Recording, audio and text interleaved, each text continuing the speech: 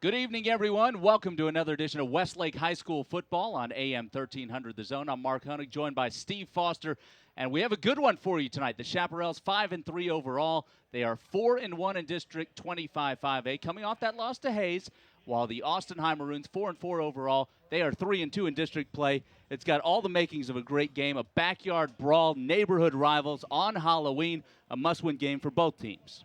Must-win game to get that third district spot in 25-5A. This is the backyard brawl, east side of Mopac versus the west side of Mopac.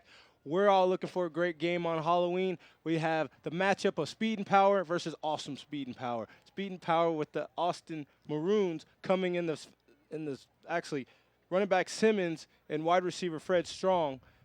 Small package. Westlake, huge package. Running back Campbell, Joyce, Bailey. Wide receivers Gullah, Ani, Donovan, and Ball. So you have a team that has 2 deep, 3 deep versus a team that has excellent frontline guys in the Austin Maroons. Well, it has all the makings of a track meet because both teams like to get up and down the field, especially offensively. One thing that could be a factor in this one is depth because Austin High has a bunch of players who go both ways. They play both offense and defense. So if Westlake can get them in an up-and-down type of game, they could have the advantage because the Austin High Maroons could suffer from fatigue. Fatigue, wearing out. It's a little humid this evening. So when you have such an intense rivalry like this, you're going to get tired of. The adrenaline is going to get you. Come third and fourth quarter, you're going to be looking for people to substitute, come in, give you a breather, and get back in there, maintain that intensity level, and that could be a factor this evening in this game. One thing that could also be a factor is a recent injury. The Chaparrals lost Jordan Street last week to an ACL injury. He's done for the season, so a horrible break for the Chaparrals. How can they bounce back? Somebody's going to have to step up. And if you're Coach Long, you have to be feeling pretty good about your chances considering so many of those younger guys got in earlier in the season. A great move by Coach Long. He did play his reserves already in several games when Westlake had things in hand, so they're not new to big ball games. They played last week against Hayes when the injuries occurred to Street in the secondary, so this is nothing new for them. They just need to now play, use what they had for practice and all their skills and reads and the film that they have on Austin and play a fun and intense ball game this evening against their rival. Well, they have to forget about that district winning streak.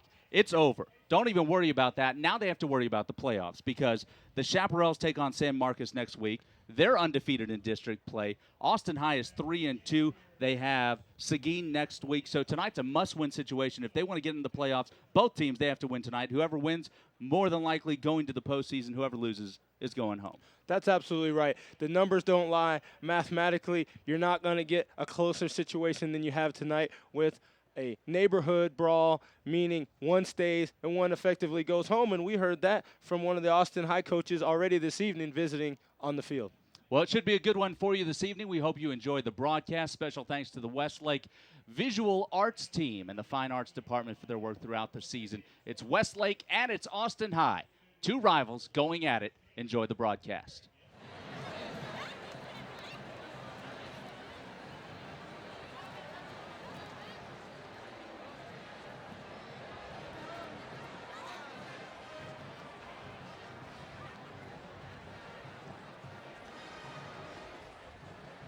And a very special Westlake welcome to the head football coach and athletic coordinator, the now famous Steve Davis.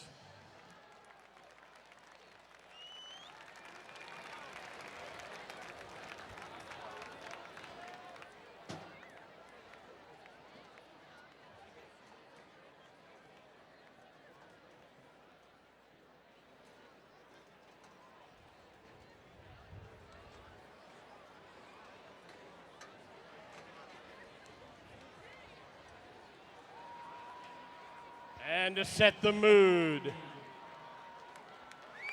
for the Austin Westlake Chaparrals, a little special music.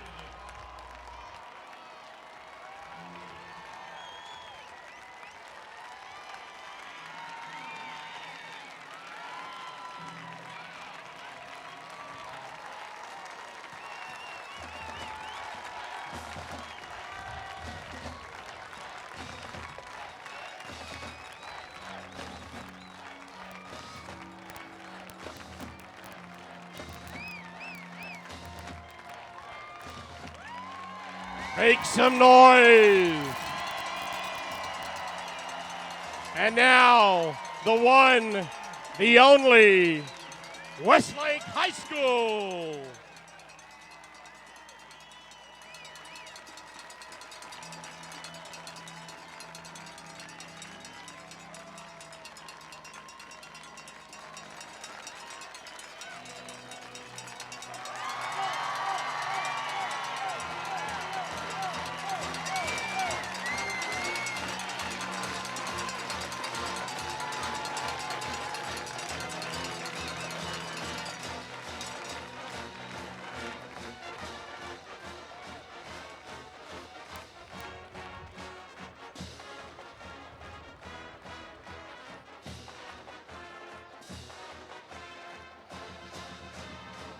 Captains meeting at midfield for tonight, representing the Chaparrals.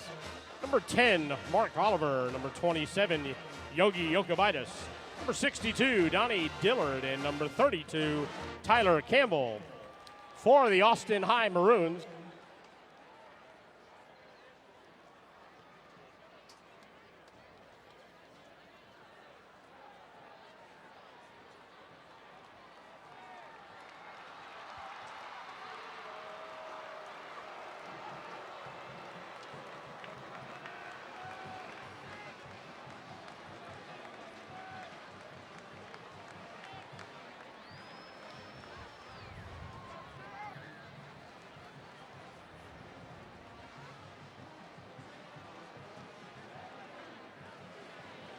referees for tonight's game. Jim Van Geffen is the referee. The umpire is Ray Parker.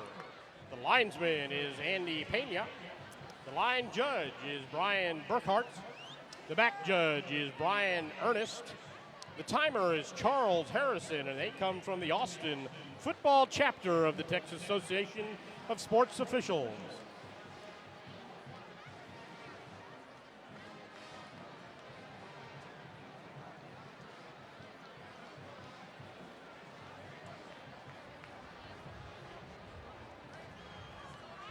Captains for the Austin Maroons meeting in midfield, number 44, Daniel Madera. Number 40, Joe Houchins.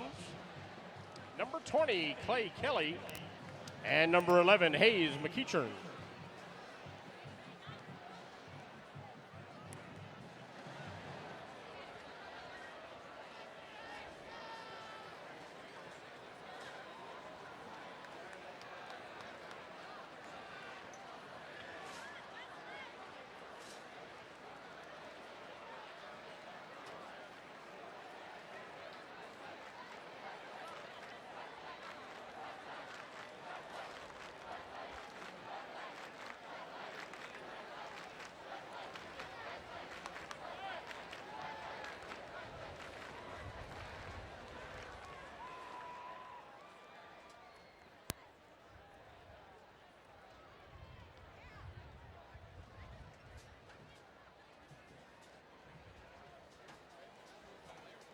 Right here, make a straight line. White has won the toss and will receive. Gentlemen, shake hands. Go get your guys. Good luck. And Westlake will defend the north end zone.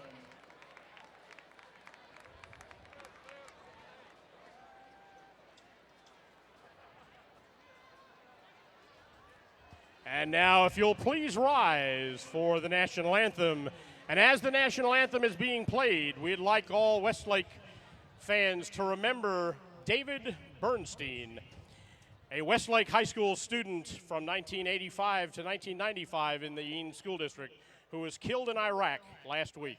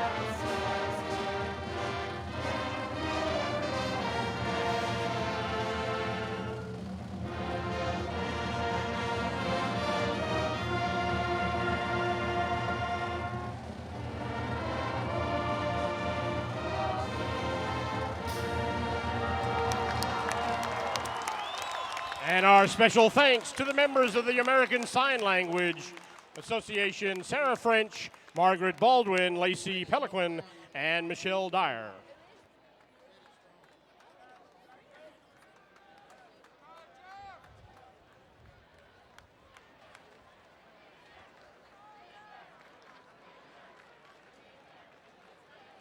Also for sale under the home side stands is the Westlake Feather Duster. That's the magazine, the award-winning Feather Duster for Westlake High School. Copies are for sale underneath the stands tonight.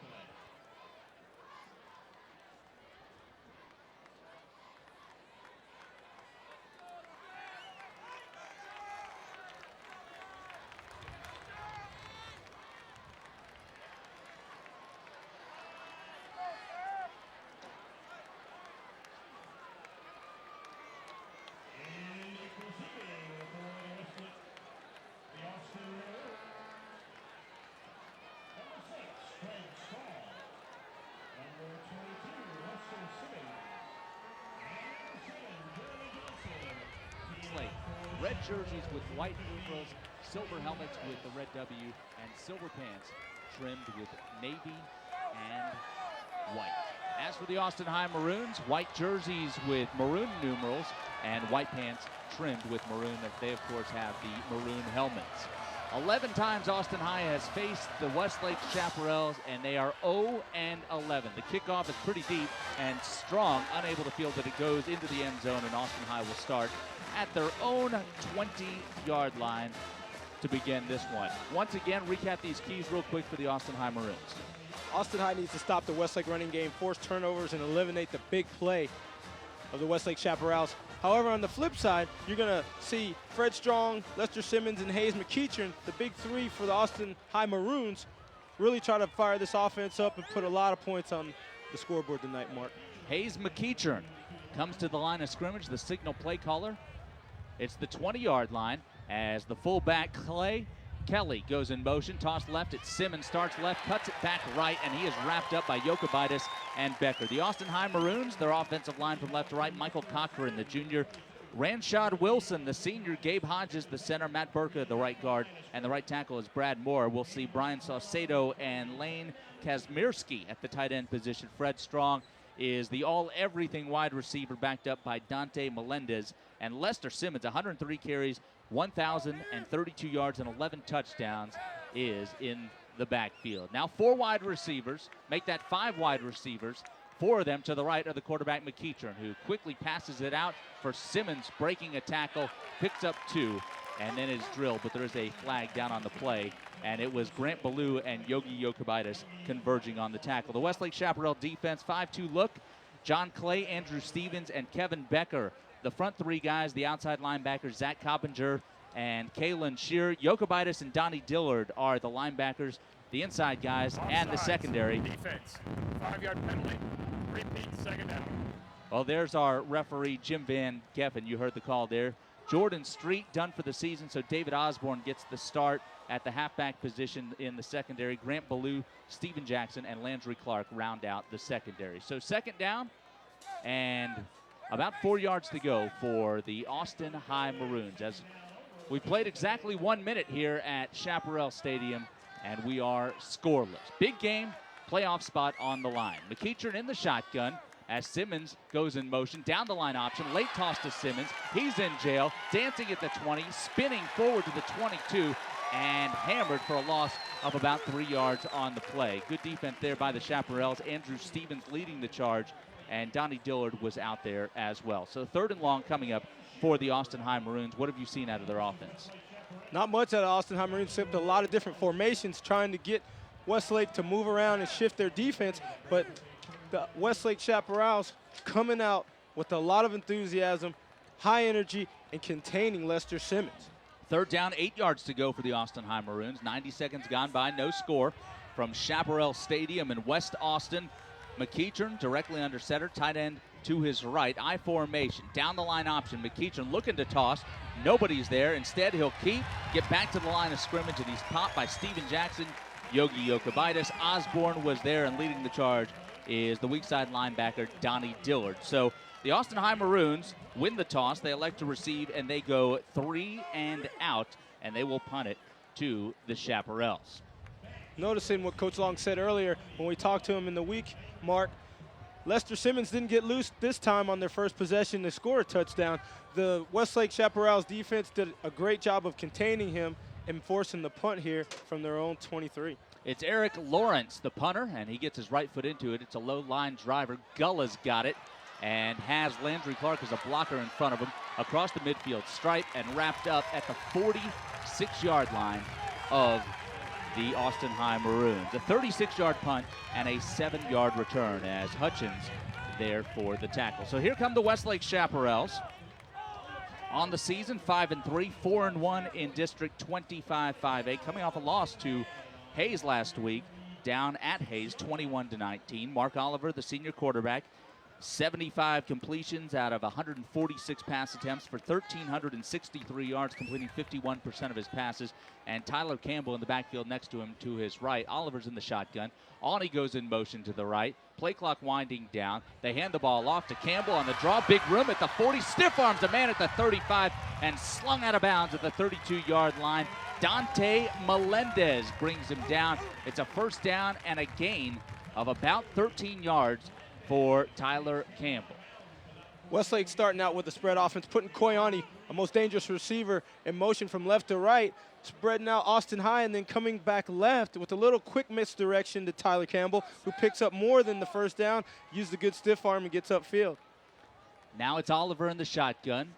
Twins to his left. Check that. Awney now goes in motion to the right. So double receivers to the right of Mark Oliver. Plants at the 40. Looking right all the way. Throws for Awney, who beat his man and just overshoots the talented wide receiver. Kyle Hairston was a step behind him, but Oliver just overshot him. And it's second down and 10 coming up for the Westlake Chaparrals. Awney was open. We were talking to Coach Davis of the Austin High Maroons prior to the game. And one of the keys he told us, he says, we cannot let Awney get behind our secondary. That's exactly what transpired. Koyani's tough to guard, man, though, man, and I think we've said that weeks in advance to this game. So Austin High not surprised by that, but just a little bit of the jitters, and Mark Oliver led him a little bit much, but not a bad pass. This time they hand the ball off, the Chaparrals that is, and Bailey is popped immediately by Daniel Madera. Let's give you the rest of that Chaparral offense from left to right. It's Michael Key, Blake Dietrich, Graham Reed, the center, Nathan Bledsoe, the right guard, and the right tackle is Daniel Jones. We'll see Ball and Adams at the tight end position. Also Gulla there, who has 27 receptions on the season. Oliver, we told you about him. Koyani, the wide receiver, and the backfield. Justin Joyce, Tyler Campbell, Brian Bailey, all will alternate. And they are split, Joyce and Campbell in the backfield. Pass across the middle. It's Gulla. First down and more inside the 20-yard line. Down to the 17-yard line. Dante Melendez tackles him, but not before Gulla has his 28th reception of the season. This one goes for a gain of 17 yards. The second first down of the drive for the Westlake Chaparrals. The nasty thing about Tony Gulla is if you need 12, he gets you 12. If you need 18, he can get you 18. Whatever this team asks him to do, he does, regardless if he has no touchdown passes. Oliver sends Bailey in motion to the right. Double tight end set. Toss right. It's Campbell. Gets a great block from Bailey. Hurdles a man. Tries to cut it upfield and does for about 7 down to the 12-yard line. And the Austin High Maroons gang tackle him. Dante Melendez and Ricky Loesch there for the tackle. Let's go downstairs and check in with Thomas Lee. Thomas. Those in the stadium probably saw sophomore linebacker Eric Cohen limp off the field off of the last defensive series. He just got his left ankle retaped. He's putting his shoes back on. He'll be back in the game when the Chaps have to go back on D, Mark. All right, Thomas, thank you. 7:47 left to play opening quarter. Chaps have it for the first time tonight, and we are scoreless. Tight end set up on the left. Oliver hands the ball off to Campbell. Starts left, cuts it back right. He's got the first down. Down to the 7-yard line. Madera there for another tackle. When you look at the defense here, number 2 for the Austin Maroons, Kent Salomon, the junior cornerback, is manned up against Koyani. You're talking about a dangerous matchup on an island here close to the end zone, but it also allows the Chaparrals to go ahead and do a mix-up and hand off to Tyler Campbell. First and goal from the 7-yard line. Hand the ball off to Campbell. Hard running up the middle. Bounces off a couple. He pinballed off 2 defenders, and he's into the end zone for a Westlake touchdown. What a run by Tyler Campbell. Melendez and Madera could not tackle Tyler Campbell, and the senior gallops in from 7 yards out. Mark, that was a great run by Tyler Campbell. And we're talking about the keys, stopping the Westlake running game. It wasn't done on that possession, but again, a great mix-up of pass, run, run, pass, using Gullah, Ani, and Tyler Campbell there to tap off the run and put on points on the board. Was a great use of all the weapons that they have in Westlake. 7-0 our score. The Chaparrals leading the Austin High Maroons. Let's send it back to the studio and get a scoreboard check with Chuck Licata. Thank you, Mark. And up at Dragon Stadium in Round Rock, Leander quarterback Matt Parsons has scored on a 15-yard run. However, Lions missed the extra point, but still, they lead Round Rock 6-0 with 11 minutes to go in the first quarter. Mark? Chuck, thank you. The drive, 7 plays, and 51 yards for the Westlake Chaparrals. Tyler Campbell takes it in from 7 yards out. Nice job of mixing it up, the run and the pass. They do a great job of mixing it up. Westlake coaches realize what they have in their offense, and they're going to exploit it. This, again, backyard brawl, get it to the guys who live next door to these other guys. You know, they see each other out, make them do what they do best, catch and run, and it was a great display by the Westlake Chaparrals. Well, now Braden Harris will kick it off from our right to our left. 7:18 left to play opening quarter. Westlake 7 and Austin High nothing. A very important game here at Chaparral Stadium. The winner likely secures that final playoff spot in District 25 5A. Braden Harris has it teed up at the 40-yard line, and Fred Strong is back deep to receive, along with Lester Simmons. Simmons, a very good running back. Jeremy Johnson rounds out the 3 back deep to receive this one. Braden Harris jogging at it, puts his right foot into it, and angles it in the direction of Strong, who fields a yard deep. He'll take it out, angling left to the 10. The 15-yard line, doing a little dancing. He'll be tackled at the 15.5, and that's where Austin High will get it for the second time tonight. David Whalen there for the tackle. And let's go downstairs once again and check in with Thomas Lee. Thomas. On the extra point, Mark, we had an old friend come out, the swinging gate, which has been used here for many, many years. Gone since the game down in Spring Branch against Smithson Valley. There it was in that first extra point tonight, so a little more confidence. And I noticed that they all took a very wide stance, like Coach tells them to, Mark. Well, there's a flag down on the play, but I believe that was just our good buddy Ray Parker dropping it. Let's give you those officials. The referee is Jim Van Geffen, the umpire Ray Parker. The linesman is Andy Pena. The line judge is Brian Burkar, and Brian Ernest is the back judge. I beg your pardon, they're actually going to make the Chaps kick it over once again, and that will back them up to the 35-yard line. Did you get the call?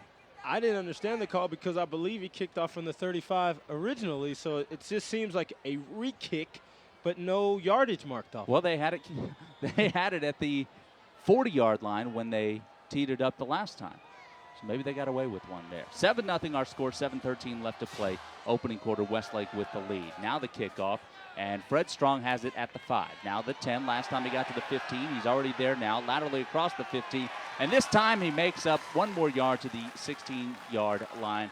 An 11-yard return for Fred Strong as Bobby Dickerson applied the wood to him right there. And now Austin High will get it for the second time tonight. First time they had it 3 and out and a 36-yard punt. Well, they did a good job of using the different sets that they have. Coach Long had mentioned that they'd come for no backs. They come with double trips or doubles and trips, but not a lot of yardage to produce a first down.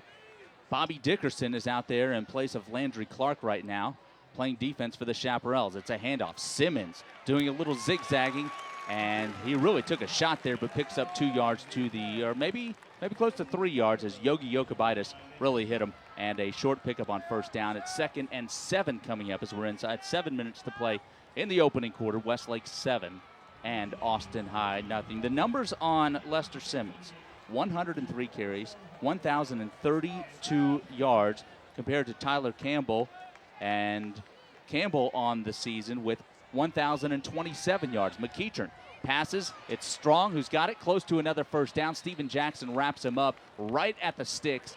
If it is a first down, it will be a gain of about 7 as he advanced out to the 27-yard line. And that was a pretty good arm there by McEachern, and Strong was able to get loose across the middle. It's a good play. Fred Strong pushed up to the sticks, held his ground, made himself available. It was a good throw across the body there by Hayes McEachern, who found his wide receiver in the left flats, and they did get enough, barely, for the first down. If that last name sounds familiar, yes, it is the son of former Texas quarterback Randy McEachern. And we'll have more on that throughout the broadcast. Trips in a triangle formation to the right of McEachern, who's back looking to pass. Now the pressure coming as Pinnell chases him. They wrap him up, and they sack him all the way back at the 16-yard line. What a play by the Chaparrals. A loss of 11 on the play. Clay was there, and Stevens was there. They were all over the quarterback, Hayes McEachern, and that goes as a big loss for the Austin High Maroons. Well, Hayes McEachern didn't have – that was a covered sack. Hayes McEachern didn't have the time, or didn't have a receiver. I mean, he had all the time in the world, but he didn't have a receiver, and that's because the Westlake Chaparrals used kind of a triangle zone to defend that trip set, and basically it really worked to, I mean, sack him for a 20-yard loss almost, a 10, 12-yard loss on first down. That's just tremendous. Well, now the play clock is winding down to 5 seconds. 4, 3. They're going to have to hurry to get this thing off. 1 second. I don't think they're going to get the play off. That should be a delay of game, and there go the flags. Well, they didn't bounce back very effectively from being sacked, and they needed to regroup and get to the line of scrimmage. And here's the call right there, delay of game. 5-yard penalty, repeat second down. As the play clock got all the way down to 0 seconds. 5:31 left to play first quarter. Westlake 7 and Austin High nothing. If you're just joining us, Austin High got it first. They went 3 and out, and Westlake started at their own 49-yard line, and they took it the 51 yards in 7 plays, and Tyler Campbell scored from 7 yards out. Now it's second down and 20 yards to go for the Austin High Maroons. McEachern will keep on the option, doing a little dancing, has it up to the 14-yard line. Short pickup of 3 yards on the play as John Clay, the anchor tackle, the 190-pound senior, brought down McEachern. But they're going to have to pass the ball with a little bit more efficiency, and they're going to have to get Simmons involved in some capacity, whether he's running the ball or catching it out of the backfield, if they're going to have a chance to move the sticks and keep Westlake back in their end of the field. Westlake's doing a great job in containing Lester Simmons, and they're defending the pass well. I mean, the trip set in the last couple of plays was a good play to throw the ball, but it was just defended well. Shotgun, trips to the right. McEachern looking, pressure coming, in the grasp, and down he goes. Another sack. Donnie Dillard inside the 5-yard line. What a play by the Chaparral defense, and that gives us an opportunity to send it back to the studio and check in with Chuck Licata. It's 17-4A action right now. It's Harker Heights leading Connolly 14-6, 2:47 to go before halftime. And scoreless in 13-5A, Waco at Belton and Temple at Bryan. Chuck, thanks. Eric Lawrence will have to punt from deep in his own end zone. Gullah and Landry Clark back deep to receive, standing at the midfield stripe. So the Chaps are going to get great field position. Lawrence gets it away. It's a low line driver. Gullah backpedals across midfield. Now he runs to the left, cuts it back up at the 45 down to the 43-yard line. Pretty good punt there, a 49-yard punt and a 7-yard return. Check that, a 44-yard punt and a 7-yard return. And the Chaps will get it for the second time tonight, very close to midfield. Tony Gullah did a great job in catching the ball, not letting it bounce on this AstroTurf and possibly going another 15 or 20. Good return to 7 yards. Looked to get to the wall. It seemed to be set up on the left side towards his sideline. Didn't quite get there, but made some positive yards. Well, let me correct myself, a 34-yard punt. And so now Oliver comes to the line of scrimmage. And he sends Campbell in motion, and Awney was moving as well, and that's going to be an infraction against the Chaparrals. Too many guys in motion, and that's something that we saw last week. The mental mistakes are going to kill you over a course of a ball game, especially against a very good team. Repeat first down. There, a 5-yard penalty for illegal motion. It's the first quarter. Again, we emphasize the backyard brawl. They know these guys. They're excited. They're hyped up. But you still have to keep your head in the game because 5 yards can make the difference from moving the sticks on each possession. Well, here's Westlake facing a 1st and 15 from their own 48-yard line. Out of the gun, it's Oliver, looks across the middle, throws, intended for ball, and overshoots. Some good coverage there by the Austin High Maroons as Hairston and Melendez were both there. Let's send it downstairs to our sideline guy, Thomas Lee. Thomas. Mark, you made reference earlier to the wind whipping through here. Sometimes it's a crosswind, sometimes it swirls down the field, and that time it was right at the back of Mark Oliver, and that caused the ball to sail over the head of both the intended receiver and the defenders on the play. Well, Thomas, if anybody has an advantage, would you say the wind is moving north to south or south to north? It depends on which moment you ask me, Mark. All right, Thomas, thank you. Diligent reporting as always. Bailey in motion. More flags and whistles. 4 seconds on the play clock. And I believe we might have the same thing. A legal procedure on the offense. As we'll hear from our referee, Jim Van Geffen. False start on the offense. 5-yard penalty. Repeat, second out. What's going on there, Steve? These guys are just jumpy. It seems that the referees, too, may not just give these guys an opportunity to get set before they move. It seems a little ticky-tack. Again, the referees, though, they have the penalty flags in their back pocket. That's what they get paid to do. That's what they get paid to do. Bailey in motion to the right. Oliver back 3-5 steps, throws across the middle. He's got Kyle Adams and the sophomore running loose into the secondary, close to picking up a first down, down to the 34.5-yard line, stopped by Dante Melendez, a gain of 19 for the Chaparrals. And for Kyle Adams, that is just his first reception of the season. Sneak him in, sneak him down the field. Nobody probably knew that he was on the depth chart, and picks up almost enough for a first down. It was a great catch. It was a great pattern. So 3rd down, 2 yards to go as Gullah goes in motion to the right. It's Oliver under center, hands the ball off to Campbell, trying to go wide. He's in the grasp, gets back to the line of scrimmage, but he was wrapped up by Matt Burka, the end, who was able to get some good penetration there. And it's now 4th and about 1.5 yards. What do you do here? Line of scrimmage is the 35-yard line. It would be a 52-yard field goal. I think we're going to see them go for it here. Yes, and Tyler went a little wide. Probably would have liked to stuck in a little bit closer to his fullback on that. But, hey, give him another opportunity here on 4th and short. Halloween night, pick it up. Oliver tossed left. It's Campbell going wide. Avoids one tackle. Gets to the line of scrimmage. Has the first down. He's down to the 31-yard line. A gain of close to 4 for Tyler Campbell. Are you surprised they went with that quick toss to Campbell to get him wide like that? I was dumbfounded because that was a very slow developing play that could have been strung out, but you have such an athletic runner and a powerful runner in Tyler Campbell that you, especially at home, can take that chance. Well, timeout on the field taken by Austin High. 2:21 left to play opening quarter. It's Westlake 7, Austin High nothing. The Chaparrals driving right after this.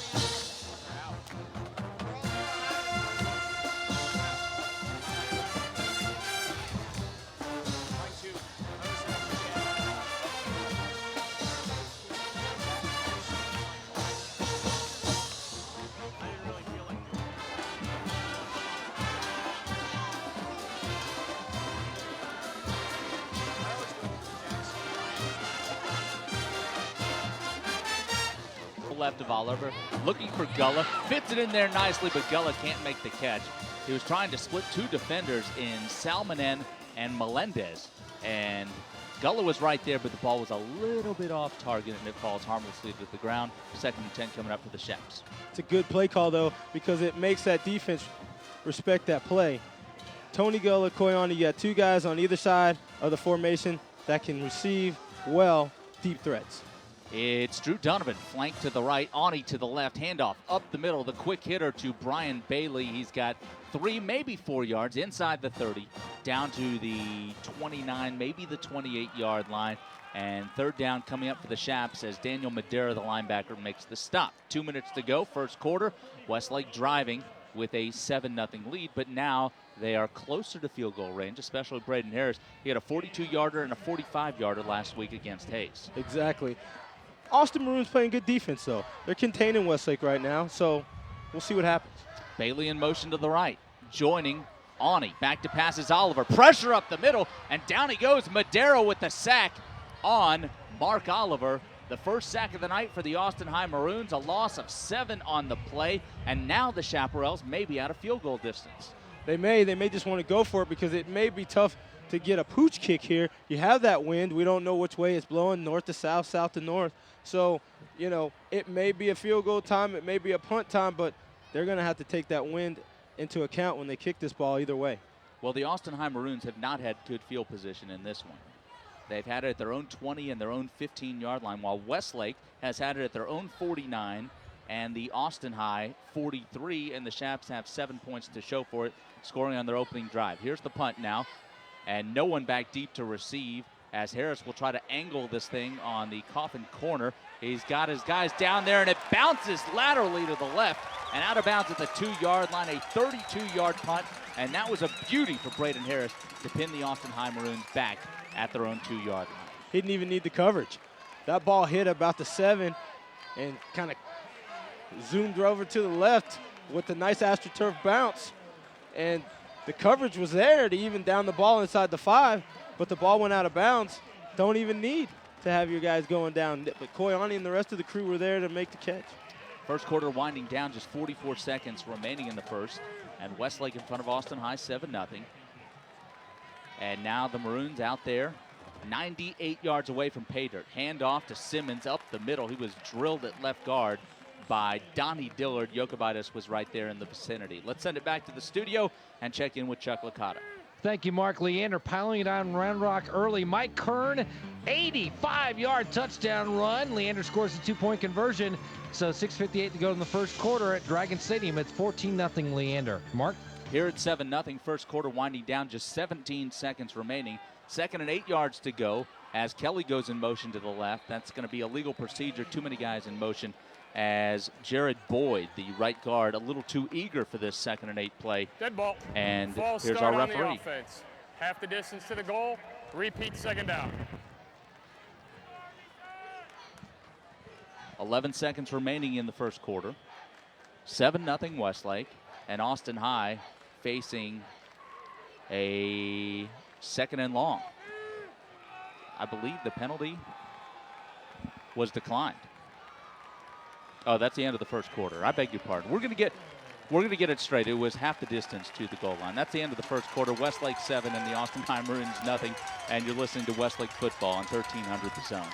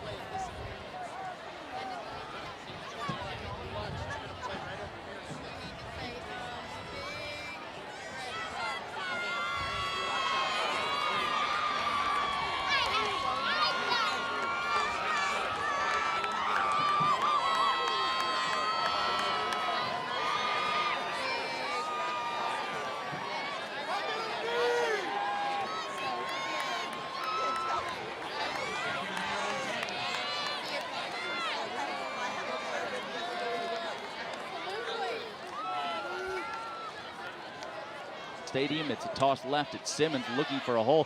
Nothing there as Jokovitis wraps him up, and Jackson finishes him off. Jokovitis. And they'll spot him out across the 5-yard line, so maybe 3rd and 7 coming up. Second quarter just underway. Westlake leading 7-0. I think the Chaparrals have to be disappointed a little bit, having not gotten any points out of that last possession, starting at the 43 of Austin High. I'd have to agree, but the defense is playing well, and that's what wins ball games and championships. 5 wide receivers, 3 to the right of McEachern, who's looking to pass. Pressure coming, throws it out, and the ball is picked off. Intercepted by Jackson. Down the left sideline at the 10. Jackson at the 5, touchdown Westlake. What a play by the Chaparrals. And it was Becker coming straight up the middle, pressuring McEachern, and Jackson picked it off. His first pick of the season and his first touchdown of the season. And Steven Jackson makes it a 13-0 game. That was a cakewalk.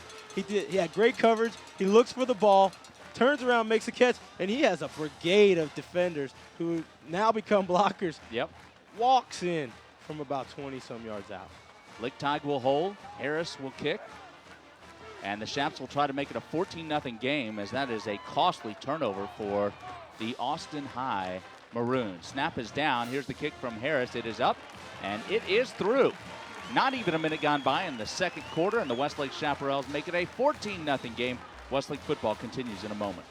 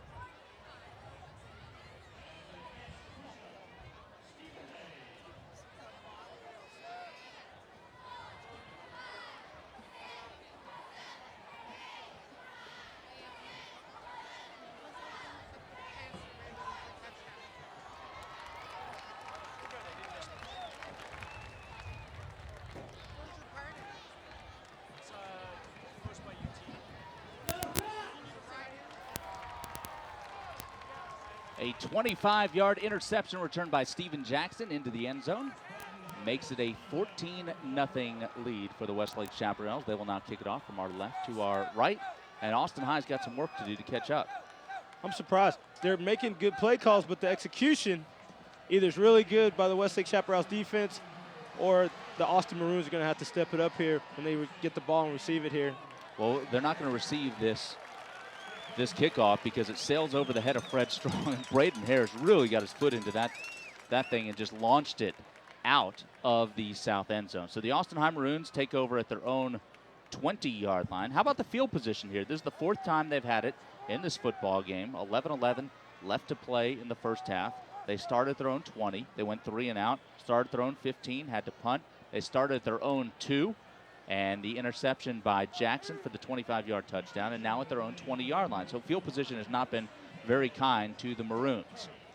Split backs as Simmons goes in motion to the right. Simmons still without a yard offensively. Now he's got the handoff on a little reverse. Hurdles his own man, his blocker, and he takes it across the 25 to the 28-yard line, picks up 8 yards, and the tackle made by the Westlake secondary, and the secondary doing a very good job out there tonight. You got Landry Clark out there. You have David Osborne. A lot of these guys, Osborne starting in place of Street, who's out. You have Ballou, who's seeing a lot of time late in the season, as Turner Wimberly started the season initially in the secondary. Whalen will be out there tonight. Steven Jackson's really come on strong. Dickerson and Clark playing in the secondary. Right now, it is Ballou, Jackson, and Landry Clark around the outside. Handoff up the middle. It's the fullback, Clay Kelly.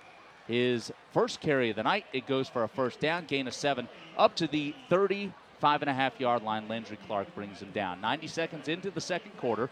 Westlake leading Austin High 14-0. Winner will more than likely lock up that final playoff spot in District 25-5A. How about that handoff up the middle? And it seems like Coach Davis doesn't want to pass the ball. He wants to run the ball now. Whatever it takes to move the sticks, Mark. They did a good job there mixing up the running game. 4 wide receivers, trips to the right. Here's McEachern in trouble. Pressure coming from Clay, rolling to his right, throws it out of bounds, and a smart, heady play. I guess smart and heady are comparable words as McEachern throws it out of bounds, and it's going to be 2nd and 10 coming up for the Austin High Maroons. Intended for, I guess, Fred Strong. He was looking for Fred Strong, but he was well covered downfield, so he had to throw it out of bounds. Chap's doing a great job in the secondary. We talk about new players coming in and playing in the secondary, but they've had time to play in previous ball games, and they had the entire week to play, unfortunately, without Jordan Street. But they want to get in the playoffs. They understand the implications, and they're not treating their neighbors very neighborly at all on this Halloween. Well, it's Strong flanked out to the right. Also a slot right. It's Clay Kelly in motion to the right. McEachern fakes the quarterback draw, drops back to pass, throwing down the center of the field for Strong, and good coverage there, battered away, but this is going to go as a pass interference on the Westlake Chaparrals. There were 4 defenders there as Kelly and Strong were there, and that is going to be classic face guarding on the Chaparrals. He was back there. He raised his hands like he was going for the ball. He just didn't look at it. He needed to look. He was there. That's right. When he saw Fred Strong reach his hands up to make a catch, exactly right. You, as the defender, would like to at least glance, if nothing else, at the ball to alleviate having that hanky thrown. Well, about the only person who would not get a pass interference on them 15 yards from the previous spot, automatic first down. would be Magic Johnson, because he's the only guy I know with eyes in the back of his head, right? I believe you are correct. One of my favorite basketball players of all time. So now the football on the 50-yard line. 2 minutes and 5 seconds gone by in the second quarter. Westlake leading Austin High 14-zip. And they spread the field out of the shotgun. 4 wide receivers. Hand off to Simmons. Simmons looked like he was going to drop back and pass. Now he's in trouble. Loses the football. It's down there on the carpet. The Chaps have it. The Chaps fall on it at the Austin High 36-yard line. Lester Simmons was trying to make something out of nothing. The defense was all over him, and the Chaps come away with a loose ball. Yogi Yokubaitis comes away with a pigskin. This Chaparral defense is showing the crowd, their neighbors, the Austin High Maroons, and us up here in the booth a lot tonight. Consecutive turnovers. They for the realized Austin that High Maroons. they lost the turnover battle last week, and now they're really taking it to the Austin High Maroons to be on that plus side in a big way. Let's go downstairs and check in with Thomas Lee. Thomas? You know, covering this team all year, I saw a first right there. Lane Grigg, defensive coordinator, with a smile on his face, Mark. Yeah, he hasn't been happy very much, but his team's played very good. So for the second time tonight and the second consecutive time, the Chaps start inside Austin High territory at the 36-yard line. All kinds of movement on the line of scrimmage. This is going to be a false start against the Chaparrals. Here's our referee. It's Jim Van Geffen. Dead ball. False start on the offense. That is a 5-yard penalty. Repeat first down. 6 penalties, 40 yards for the Chaps. We have not played a quarter and a half, and that's one thing the coach, Derek Long, is not going to be pleased about. You don't want to make the mental errors because they, unlike the turnovers, kill you before you even get an opportunity to put the ball in play, be it the run or the pass. They're moving backwards with no time coming off the clock and no ball being snapped. Well, they're trying to move from our left to our right, but instead they're going from our right to our left. Ani in motion to the left. Here's Oliver out of the shotgun. Blitz coming. Throws it out. Intended for Ani, a little bit behind him and incomplete. And now we see the flag, and that is going to be pass interference against Dante Melendez. Kind of a similar situation as we saw moments ago against Fred Strong for the Austin High Maroons. Dante's at a huge height disadvantage, and Westlake understands that, and he's trying to cover the #1 receiver in Central Texas with a little in and out move.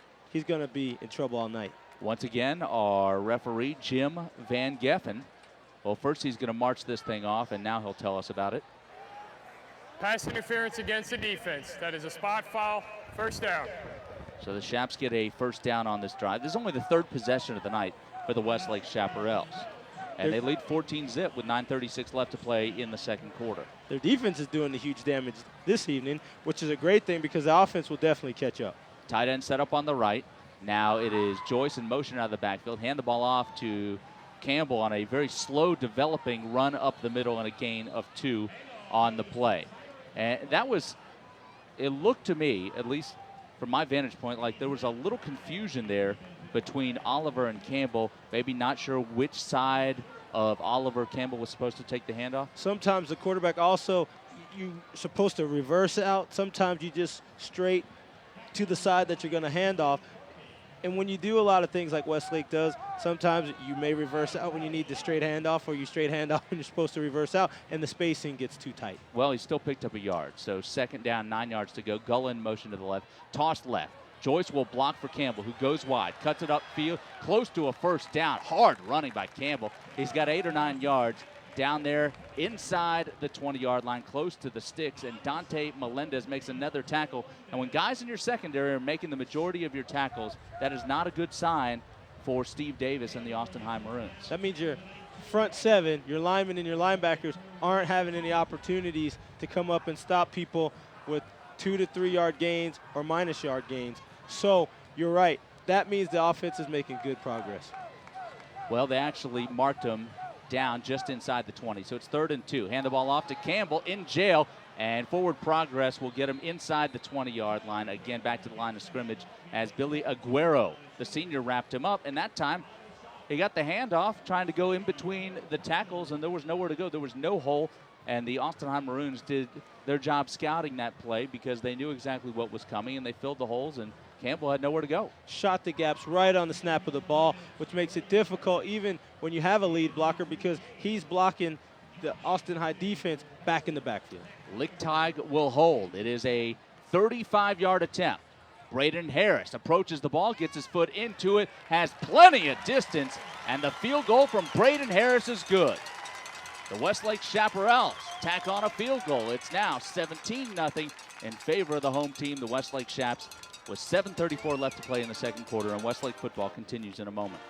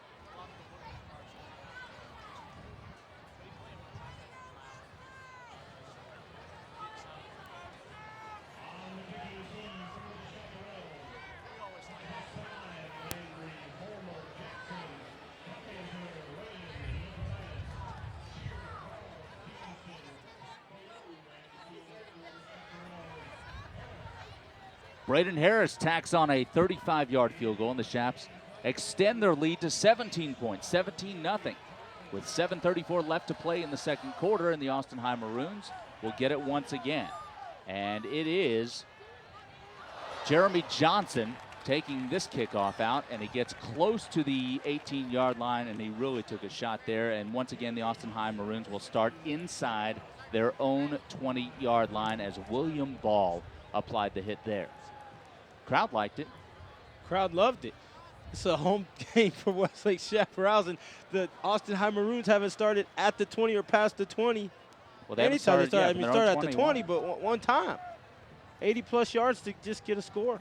And the Austin High Maroons have negative 17 yards for the game. 5 wide receivers, 3 to the right. McEachern passes right. It's caught at the 20-yard line, and up to the 24-yard line goes Jeremy Johnson, the junior flanker, and second down coming up for the Austin High Maroons. 7:16 left to play, second quarter. Westlake in front, 17-0. And this game's been very easy to sum up. It's been field position. It's also been defense, but you're right. Field position has come into play because Westlake has had the short field, but their defense has also scored. 2 turnovers. The Austin High Maroons, a fumble and an interception, which went for a touchdown. 4 wide receivers. McEachern out of the shotgun, fakes the handoff to Simmons. Pressure coming from behind. Becker's got him and slams into the turf, and the football came out, and I believe that's going to be the ground causing the fumble. Treating Hayes McEachern rudely on that play. Sniffed out well. Becker was all over. Didn't go for the fake to Simmons. Read right down the line, pursued, got to McEachern, and wrapped him up and slammed him to the hard artificial turf. Right. Did you like playing on artificial turf in your days? You're faster, but the impact with the ground is like playing on the street. I mean, they make it soft and nice padded cushion, but no avail. It still hurts. Still hurts. Third down, 6 yards to go. The line of scrimmage, the Austin High 22-yard line. They move from our right to our left. In the shotgun is McEachern. Play clock down to 3 seconds. I don't know if they're going to get this thing off. All kinds of confusion, and they burn a timeout. We take it with them. 6:02 left to play, second quarter. I beg your pardon, we're just going to get a scoreboard check as we send it back to the studio with the Westlake Chaparrals leading 17-0 over the Austin High Maroons. Let's find out what's going on around Central Texas. Here's Chuck Licata. Second quarter scores for you. Mark Bastrop with a 14-7 lead on Lake Travis in 25-4A action. In 14-5A, it's McNeil leading Georgetown 7-0, and Westwood with a touchdown up on Pflugerville 7-0. And finally, at Matador Stadium in Seguin. It's Hayes 7, Seguin nothing, second quarter. Well, we saw the Hayes Rebels last week, and they were very good. Tommy Garcia, the quarterback, made a lot of plays. He was sensational. One guy who has also been sensational throughout the season is Thomas Lee. Let's go downstairs to him. Thomas, what do you got for us? Defensive coach is warning the linebackers not to be too aggressive, waiting for the play to develop and then attack, specifically for McEachin to run some sort of a QB sneak or a bootleg on the outside. All right, Thomas, thank you. 6:02 left to play, so we're at the midway point of the second quarter. And it's 17-0, Westlake in front of the Austin High Maroons. And this is not really what we expected. We thought we were going to see 17-17, not 17-0, but the Austin High Maroons still have negative yardage on the night. Westlake Chaparral's defense came to play on Halloween. Yep. Spooky defense tonight, man. They're all over the place. Very, very scary. Third down, 6 yards to go out of the shotgun. McEachin looking, pressure coming from Stevens and Becker. Hit as he throws, and it's going to go as an incomplete pass. Becker and Stevens got there at the exact same time, and the offensive line for Austin High is not giving him enough time, and McEachin really took some punishment on that play. And out of a timeout, you know, Coach Davis has to be livid with the play. Or at credit least, the or at Chaparral least defense. confused. Credit the defense.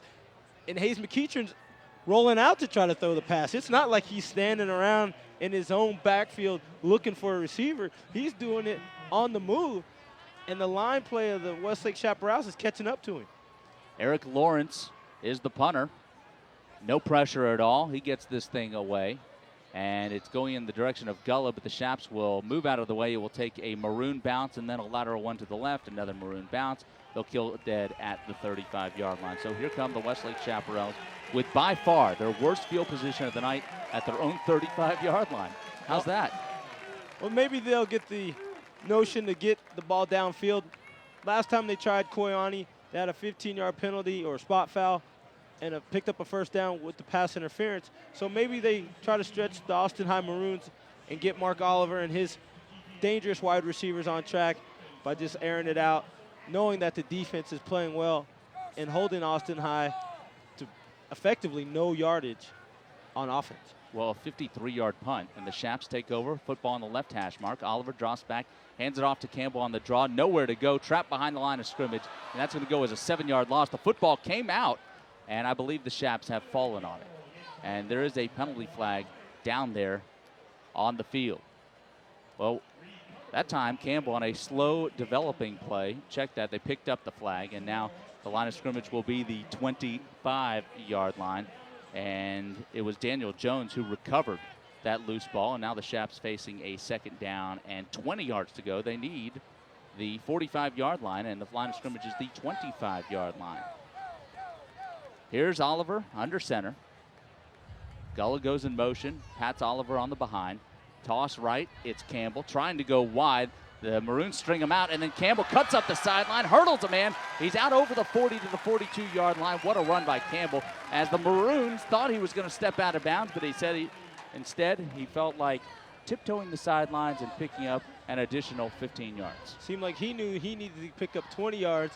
They believed he was going to be satisfied with about 5 or 6 yards. Difference is about 10 yards. Yep, line of scrimmage is now the 41-yard line. It's third down and 4 yards to go. So an impressive run by Tyler Campbell. We'll get his numbers coming up in a moment. 4:35 left to play in the second quarter. It's 3rd and 4. Gullah in motion to the left. Twins that direction. Handoff up the middle. It's Campbell zigzagging his way. He's got the first down. A whole lot more down to the 46-yard line of Austin High as Jeremy Johnson and Dante Melendez converge on the tackle.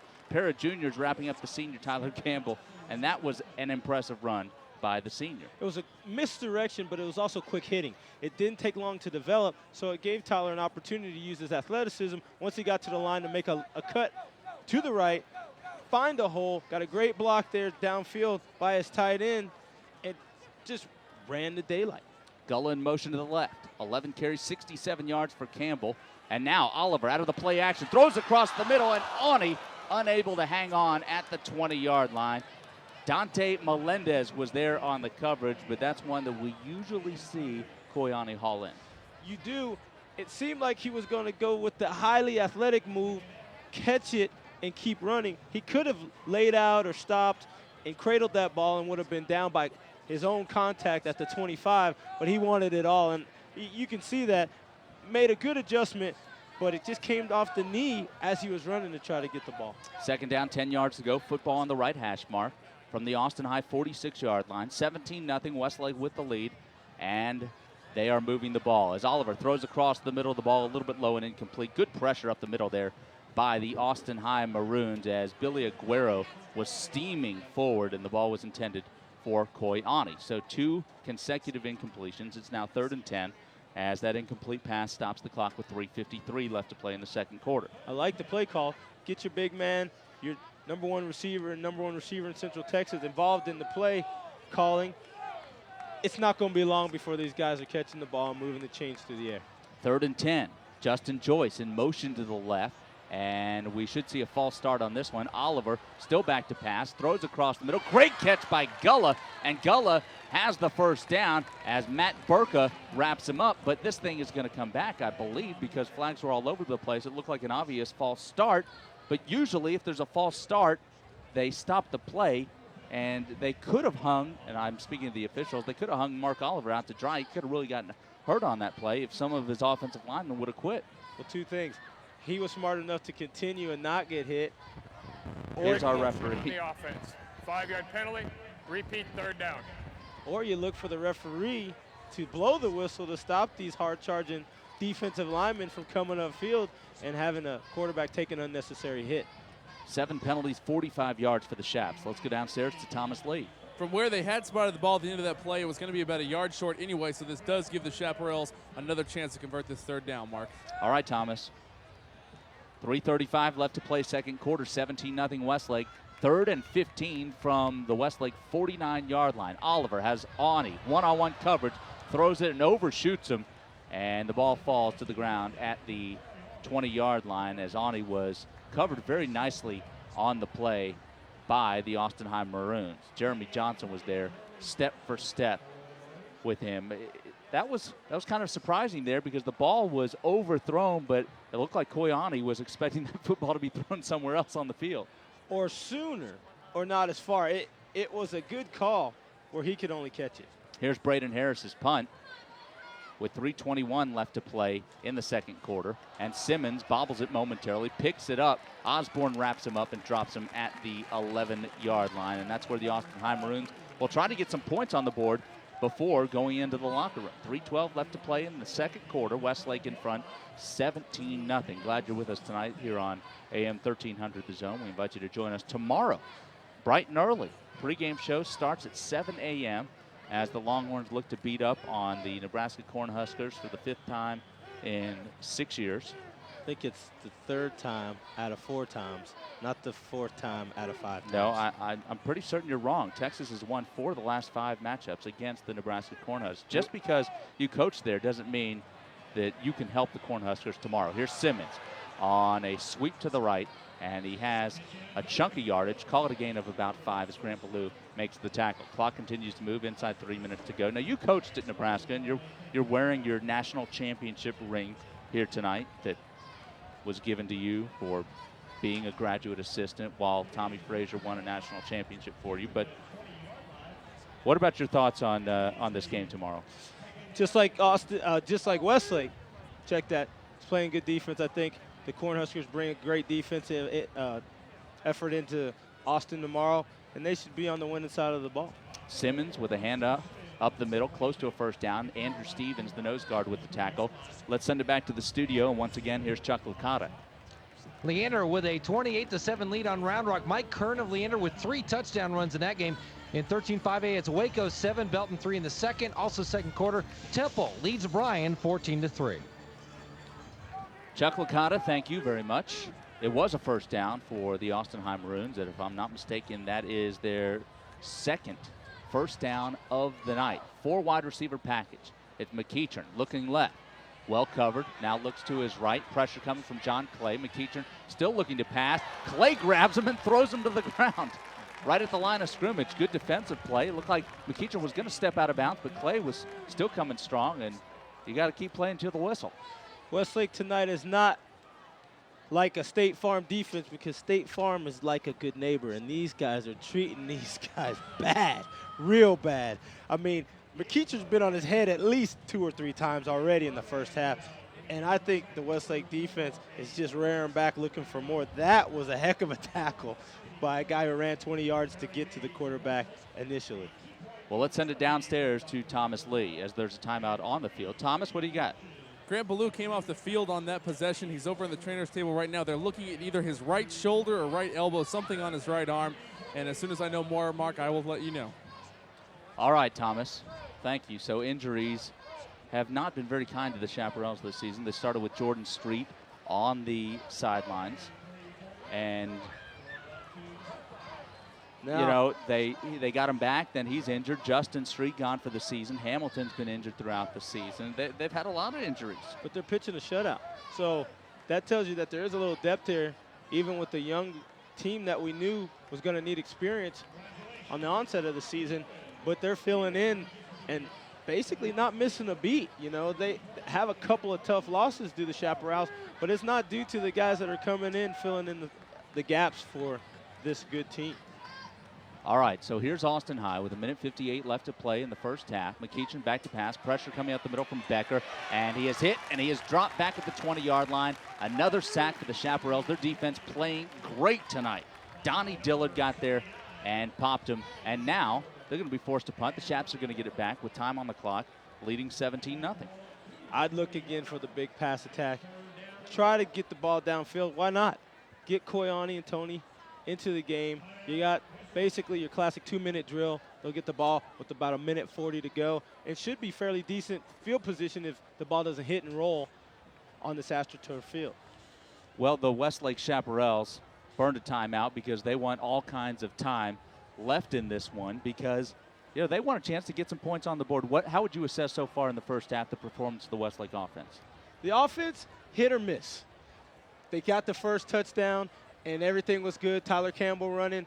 They've made a lot of plays with respect to the receivers, but it's not typical. But then again, the defensive effort has been strong. I know you asked me about the offense. Well, let's see if the Chaparrals can get some points on the board before halftime. So Westlake comes out there. If you're Coach Long, do you send these guys after this punt, or do you try to just set up the return? Well, it's 3rd and long, and I guess that's assuming that they make the stop here on 3rd and 13 yards to go.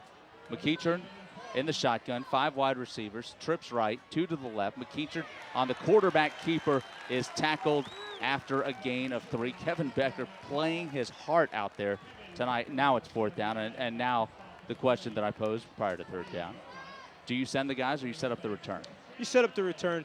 Remember, they have a great kicker in Braden Harris, and all you need now is not to let that ball bounce.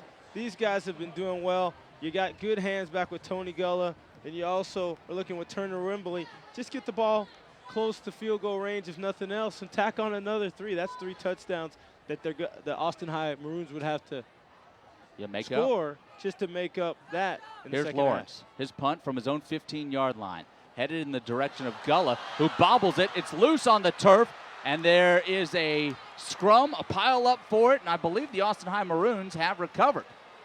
They got it. What happened there with Tony Gullah? What did you see? I saw him come from the side. Most people, if you're returning a punt, want to catch it in front of you, almost like a shortstop or a second baseman. There, a sure-handed receiver on the offensive side of the ball used his hands, but you don't have that body to use as a backstop if the ball kicks away from you, especially now on the AstroTurf where it's not your friend because you get a cockeyed type bounce where the coverage team can come down and fall on it just like Austin High did. 1st and 10 now for the Austin High Maroons, and finally they start inside Chaparral territory at the 37-yard line. McKeechern still in there at quarterback. He's out of the shotgun, trips to his left, 1 to his right. Clay will block for him, Clay Kelly that is. Pass going right, it's picked off. Intercepted by the Chaparrals. David Osborne, who runs it up the left sideline and is knocked out of bounds at the 30-yard line. Tack on a late hit, probably a personal foul, and Westlake will end up with the football close to the 45-yard line after that. Kind of a 13 to 10 or 10-second turnaround to get good field position after a fumble. Again, I can't emphasize the great play of the Westlake defense. This is a crazy effort. In the first half, they already have 3 takeaways. Well, you think Westlake's going to Dead try to ball, air it out? Personal foul, late hit out of bounds on the defense. 15 yards from the end of the spot, first down. So a good return by Gullah. Great return. I mean, you talk about getting bailed out in one play in less than 15 seconds. They're at the 47-yard line, 3 plays with 1 timeout, and the sticks move after a first down. Why not give Braden Harris an opportunity to get, if nothing else, 3 out of this? They've got great receivers. Awney, the wide receiver to the right, Gullah to the left, split backs, and Bailey and Campbell who catches the toss. Bailey will block for him. Campbell splits 2 defenders, lunges forward up to the 49-yard line, and actually they're going to spot him at the 48, so a gain of 1 on the play, and the clock continues to move. 31 seconds now, a timeout taken by the Chaparrals. We will take it with them. 31 seconds left in the first half. Westlake 17, Austin High nothing. Westlake football continues after this.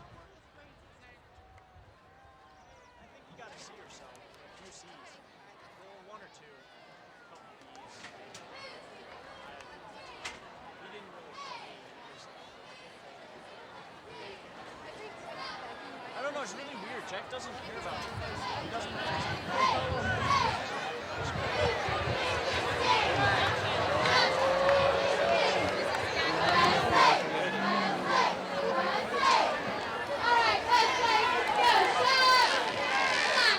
It's almost like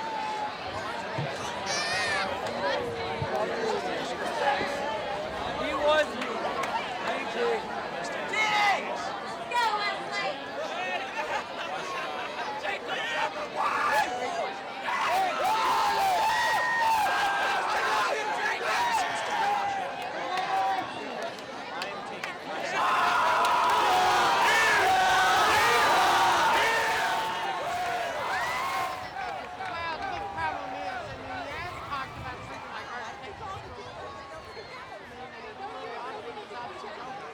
This is right. It's caught by Tony Gullah close to a first down at the 43-yard line of Austin High, and Jeremy Johnson there on the coverage. And let's see if it is a first down. No signal yet from the officials, maybe about half a yard short. And now Oliver will drop back and spike the ball. And I don't understand that play because that was 3rd down. It was 2nd and 9 because Campbell ran it on first down. 2nd and 9, they passed it out to Gullah. Gullah does not pick up the first down. Now Oliver spikes the ball on 3rd down, and now it should be 4th down. It should be 4th down. It still seems like they're showing 3rd down. Regardless, they're going to have to go for this 1.5 yards. Well, it's third and a yard, so apparently the Chaparrals got away with one there. Out of the shotgun, it's Oliver looking to pass. Still looking, throws deep for Awney, has him at the 10, Awney at the 5, touchdown, Coy Awney, number 9 of the season, and the Chaparrals on the final play of the 2nd quarter tack on another touchdown. The Chaparrals have that ability.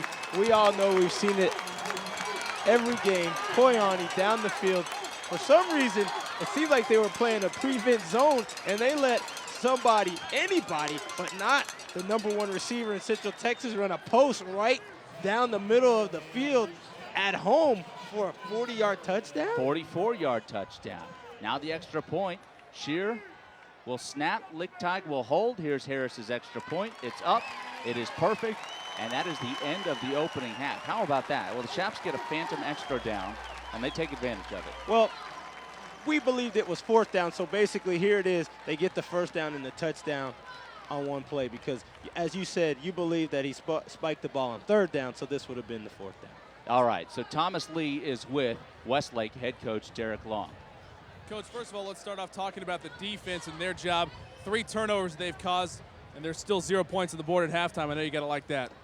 Yeah, the last 3 game tapes we've seen on Austin High, Lester's broken a long run for a touchdown right off the bat.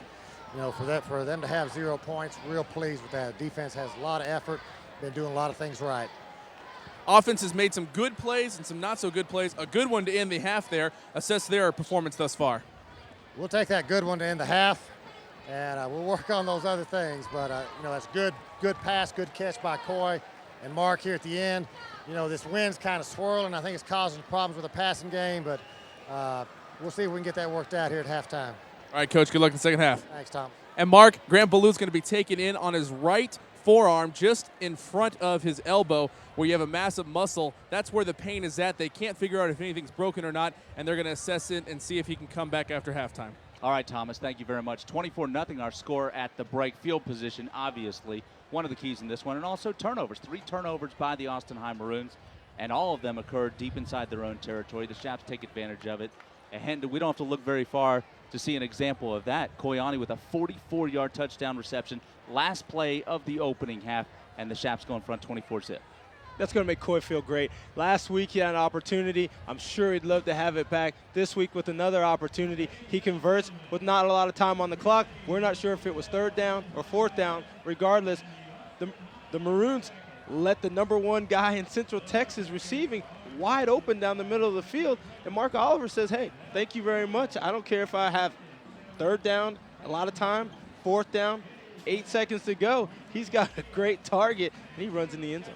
The field position for the Austin High Maroons was a major, major sticking point for Coach Davis. I'm sure he's going to be talking about that in the locker room, but credit the Chaparrals on that. Austin High starts at their own 20, their own 15, their own 2, their own 20, their own 18, their own 11. Finally, they get a break at the Westlake 37-yard line. 1 play, 1 interception. Halftime here at Chaparral Stadium with Steve Foster. I'm Mark Honig. Thanks for joining us in the first half. Stay tuned for Chuck Licata in the Zone studio for the scoreboard report. 24-zip, Westlake leading Austin High, and you're listening to Westlake football on AM 1300 The Zone.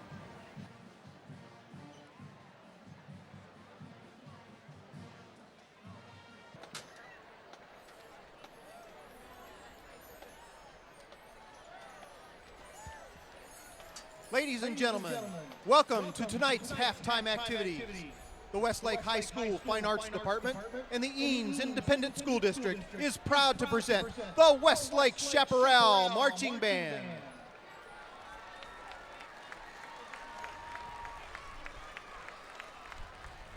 The Westlake Band enjoys a rich tradition of superior musical performance.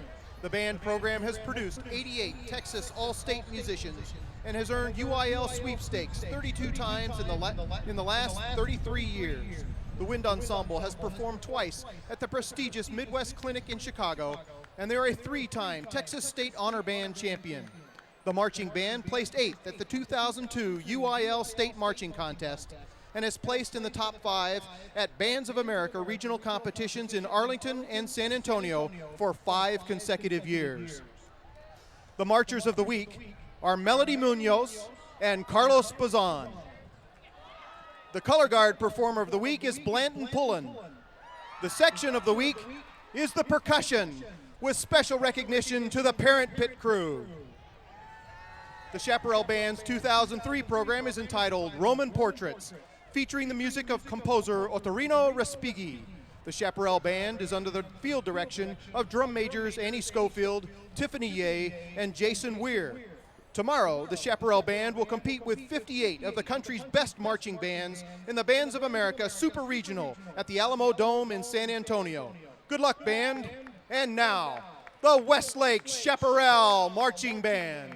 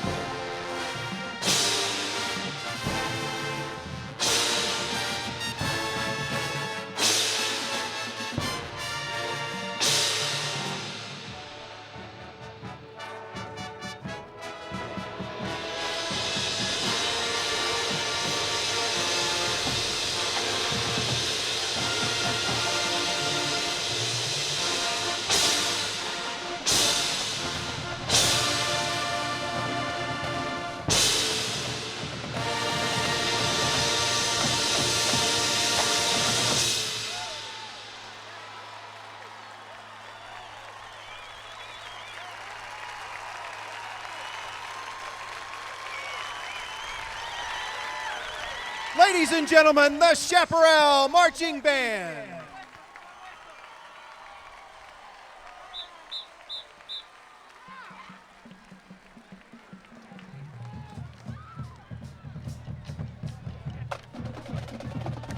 And now for the Westlake Highline. Under the direction of Barbara Loomis and assisted by Shannon Hardy, the award-winning Highline continues with a rich tradition of excellence. Highline's board members are President Stephanie Cantu, Vice President Megan Richards, Secretary Kelly Leonard, Treasurer Melissa Dabbs, Reporter Jessica Gilbert.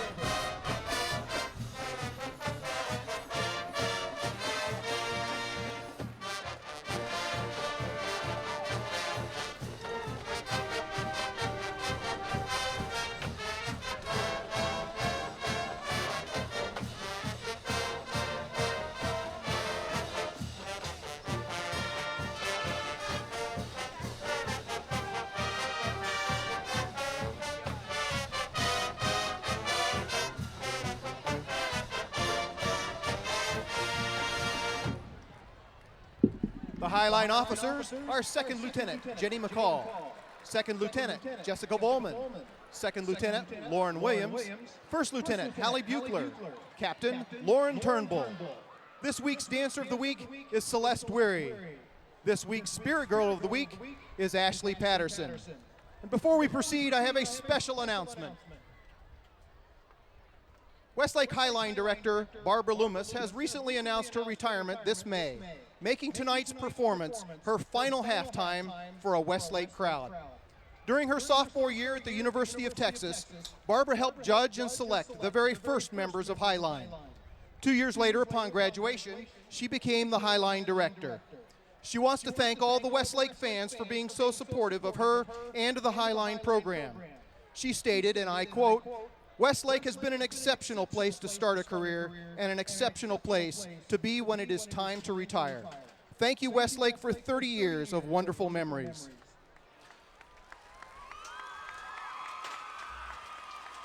Barbara, speaking for the Westlake community, the feeling's mutual. Best wishes, Barbara.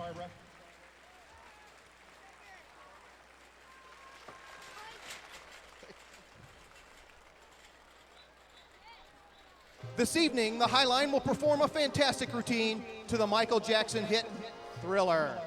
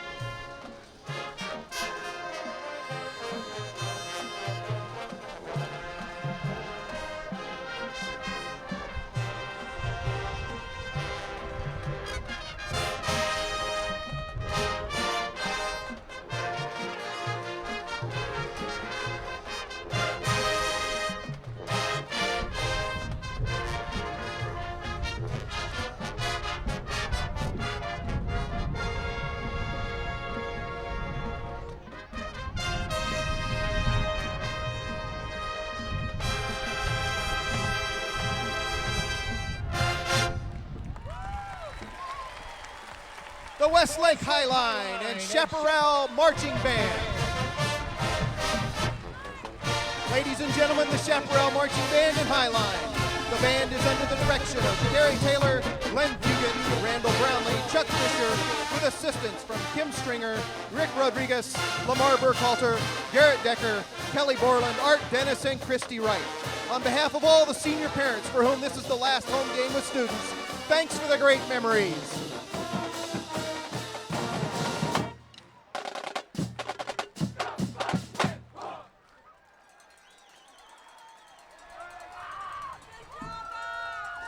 Thank you, Barbara Loomis. You are a Westlake superstar.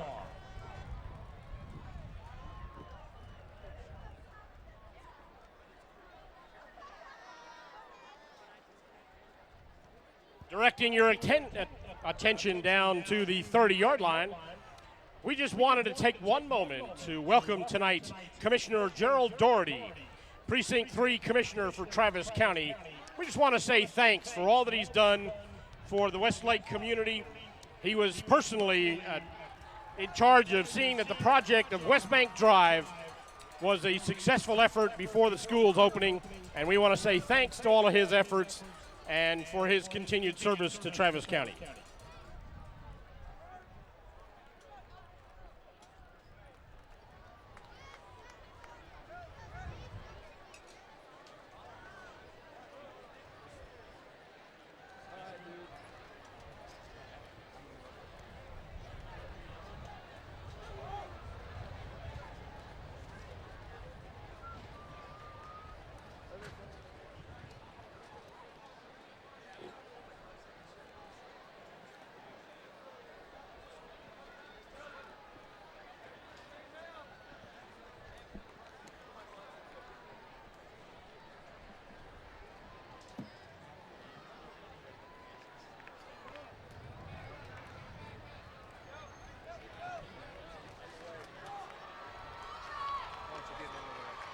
Well, let's go downstairs to Thomas Lee, who just spoke a moment ago with Austin High head coach Steve Davis. Thomas?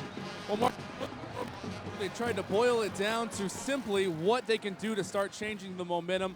And the first thing he said was start blocking somebody, anybody, providing time for both his quarterbacks and his running backs to sit.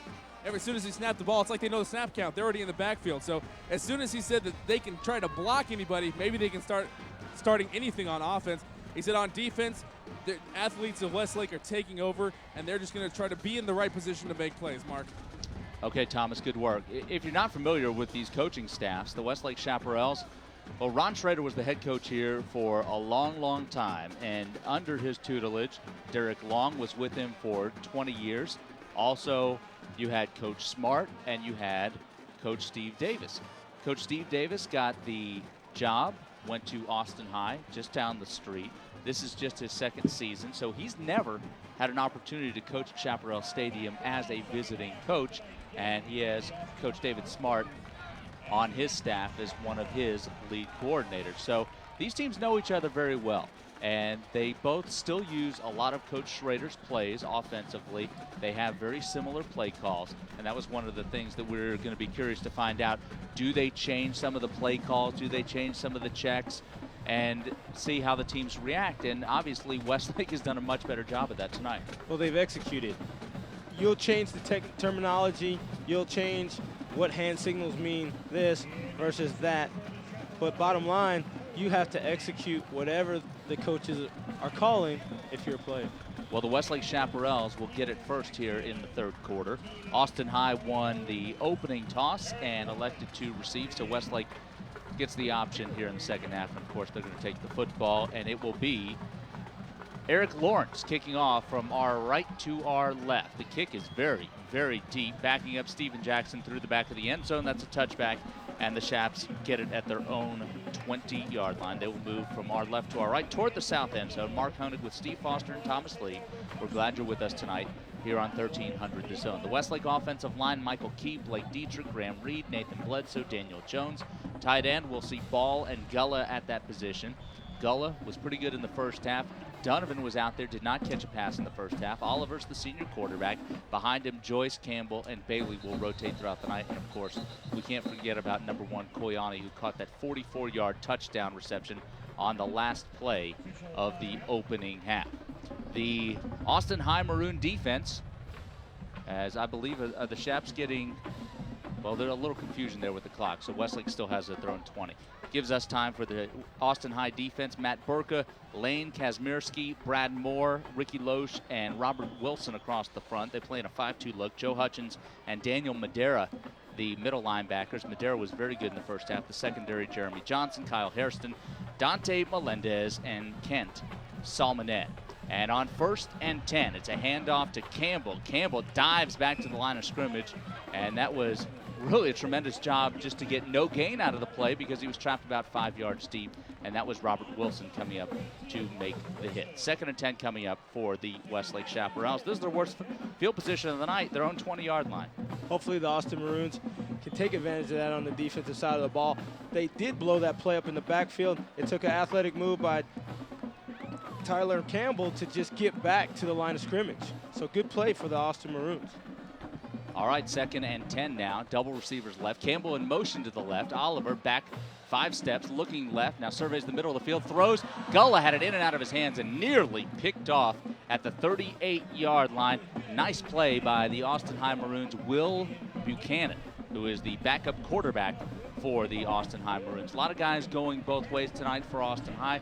Is fatigue going to be a factor out here on a night like this? I think it is at least a little bit, because at halftime I took a survey and went out and walked around in the stands, and it's a little humid. So now, what both exactly ways. did your survey entail? Did you just say, is it humid out here? I said, is it humid?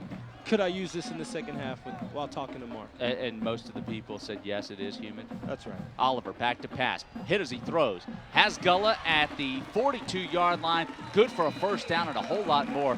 A gainer of over 22 yards, and Oliver is a little slow to get up, but he's walking up to the line of scrimmage. Kent Salmonen applying the hit, or Ricky Loesch applying the hit, and Salmonen back on the coverage. Tony Gullah that time did a nice job hauling that thing in, and you know he was a little bit frustrated not having caught that one the play before. He's very athletic, adjusts well to the ball. The ball was thrown short, but that's because Mark Oliver was pressured when he threw it, so he didn't get full extension on the pass. 10:52 left to play, 3rd quarter. Handoff to Campbell in the grass, and for one of the few times this season, Tyler Campbell is trapped behind the line of scrimmage. Joe Hutchins brought him down. Very rarely do you see Campbell get hit behind the line of scrimmage, or if he does get hit behind the line of scrimmage, usually his yards after contact enable him to pick up at least positive yardage. Austin High did a great job by sending, it seemed like both of their middle linebackers or inside linebackers shot the gaps. They read the play. It was a little bit slow developing, and they made a good open field tackle behind the line of scrimmage. Loss of 4 on the play, 2nd and 14 for the Chaps. Campbell in motion out of the backfield. Handoff inside, it's Bailey on the quick hitter. Breaks 1-2 tackles, he's up to the 45-yard line. Gets back to the original line of scrimmage and 2 more, so it is going to be 3rd and 8 coming up. Matt Burka there on the tackle. 2 minutes gone by, 3rd quarter. Westlake 24 and Austin High nothing. You got to like the defense now.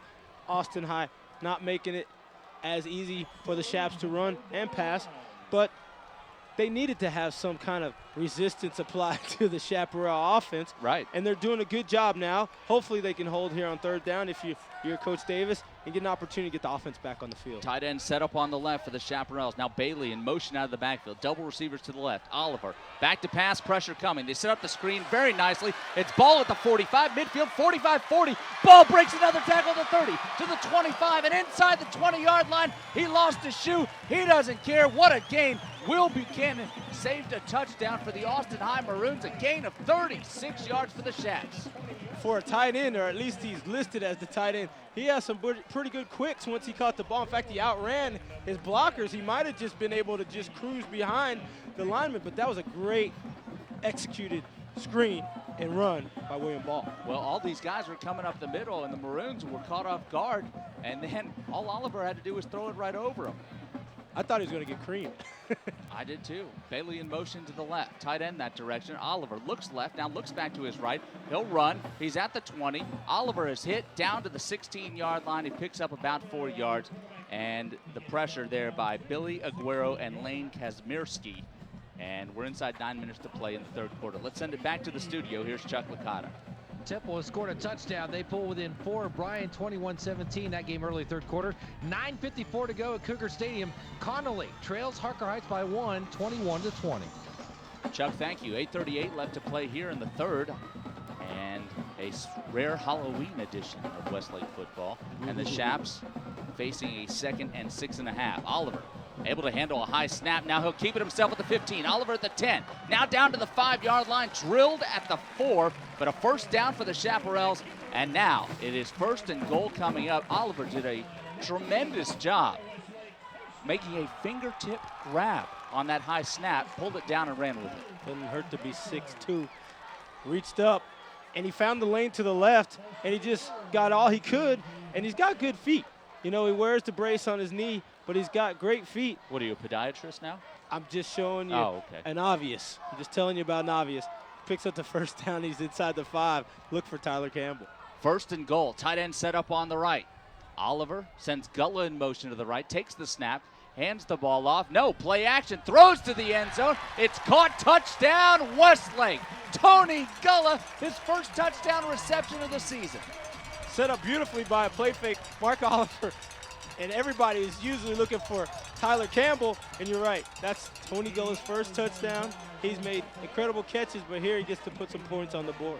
Well, I thought he actually handed the ball off to Campbell initially, because Campbell, I bid on the play. And the drive, 9 plays, 80 yards, very impressive for the Chaps. Set up by that William ball gain and the Oliver scramble, the extra point up and through. 7:52 left to play in the third. Westlake adds another touchdown, 31-zip. The Chaps all over the Maroons, and we're back to Chaparral Stadium right after this. We've got a $50 gift certificate to the Rockfish Grill. Come and enjoy Rockfish on Monday night. 10% of all proceeds will be given to the Eames School. A gift certificate to Clinique Renew. Lower back support cushion from the Brazil Chiropractic Center. We're looking for program number 372. Program 372. Come on up to the press box.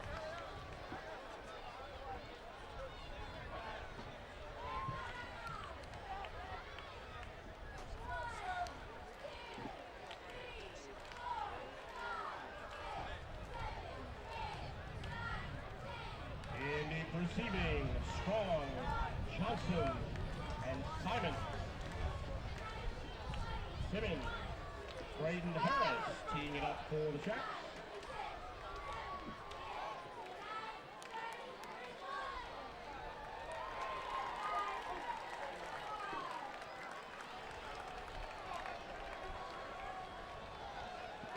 After the 4-yard touchdown strike from Oliver to Gullah, the Chaps will kick it off toward the south end zone from our left to our right. Westlake in those red jerseys and silver pants running down the field, and a little chicanery there as they hand the ball off. A little dipsy-do here. Simmons finally in the open field, out across the 20, reverses his field to the 25 to 27.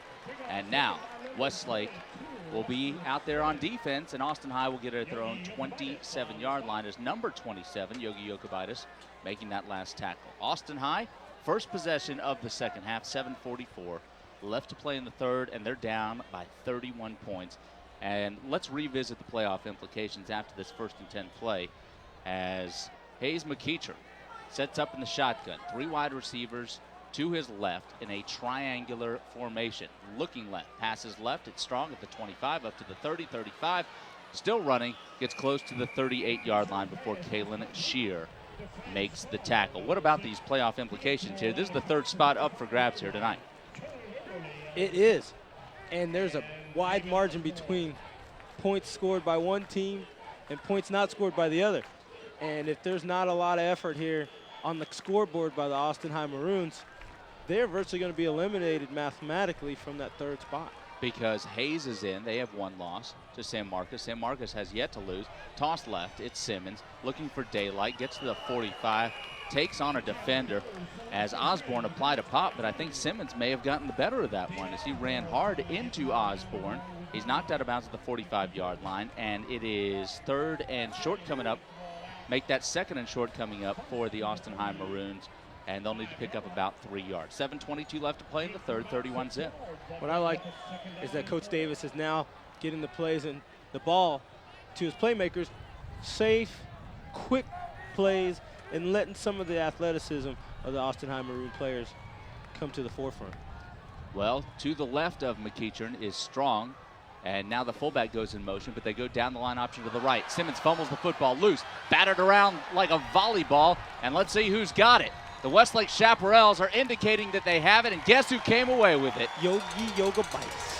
Second fumble recovery of the night for Yogi Yogabitis, and with 7:14 left to play in the third, and Westlake leading 31-0, they take over once again into Austin High territory, and that is turnover number 4 on the night for the Austin High Maroons. Flashback to last week when the Chaps had 4 turnovers, and they were unable to win the football game. That's exactly right, Mark, and I know that the Westlake defense took a lesson to that, and they said, hey, offense, we're going to go out there and do that for you. Oliver under center, 4 wide receivers, handoff up the middle. It's Joyce, tough running, and Joyce inside the 35, down to the 32-yard line. Let's go back to the studio. Once again, here's Chuck Licata. Thank you, Mark. 17:48 action. Taylor leads Land passes now 20-10 in the fourth quarter. Shoemaker with a 25-12 lead on Elson late in the third quarter. And it is A&M Consolidated with a 14-10 lead over Coppers Cove. That game late in the third quarter. Mark? Charles, thanks. 6:46 left to play here in the third. 31-zip. Westlake with the lead and the football. 4 wide receivers. 2 to the left, 2 to the right. Handoff up the middle. Joyce drilled at the line of scrimmage. Nice play by the Austin High defense, and Joyce needed 2, and he got about 1. Billy Aguero makes the tackle, the senior nose guard. They did a great job on there. Wasn't faked by the spread out offense, 2 wides on each side. Shot the gaps, stayed home, and found the ball carrier, and did a good job not to just get back to the line of scrimmage, but to fall forward for about 3 feet, 1 yard. Now it brings up 3rd and short. 3rd and about 1.5 yards. The football just inside the left hash mark.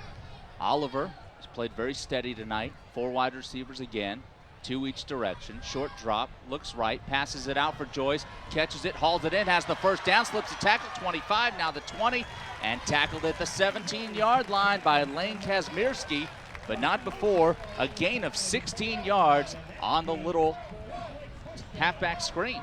Little flare pattern out to the right. Get Joyce out there one-on-one on a defender in open field. He did a great job. Looked like he was going to come out of his shoe, but he tied his laces up pretty tight, ran out of the tackle, and picked up great yardage down the left sideline, or right sideline. First down now for the Chaps. 1st and 10 from the 17. 5:42 left to go in the third quarter. Toss left, Campbell cuts inside a Joyce block. Campbell at the 10. Campbell runs over a man at the 5. My goodness, into the end zone, touchdown from 17 yards out. Tyler Campbell ran right over Kent Salmonen, and into the end zone goes Campbell. They're not going to be happy seeing him in the aisles at Randall's when they go shopping this weekend, because Tyler Campbell ran over the ref and all 4 of the Austin High Maroon tacklers. Well, I should say defenders, because they didn't wrap him up and tackle him at all. They were would-be tacklers. Would-be tacklers, potentials. Wow, what a run by Tyler Campbell. We said a while ago that he gets a lot of his yards after contact. Perfect illustration right there. Lick Tig will hold. Here's Harris's extra point, and the right-footed kicker puts through another one. Flag down, and I believe that's going to be running into the kicker. We're going to take a break. 5:33 left to play in the third quarter. Westlake 38, Austin High nothing. Westlake football continues after this on 1300 The Zone.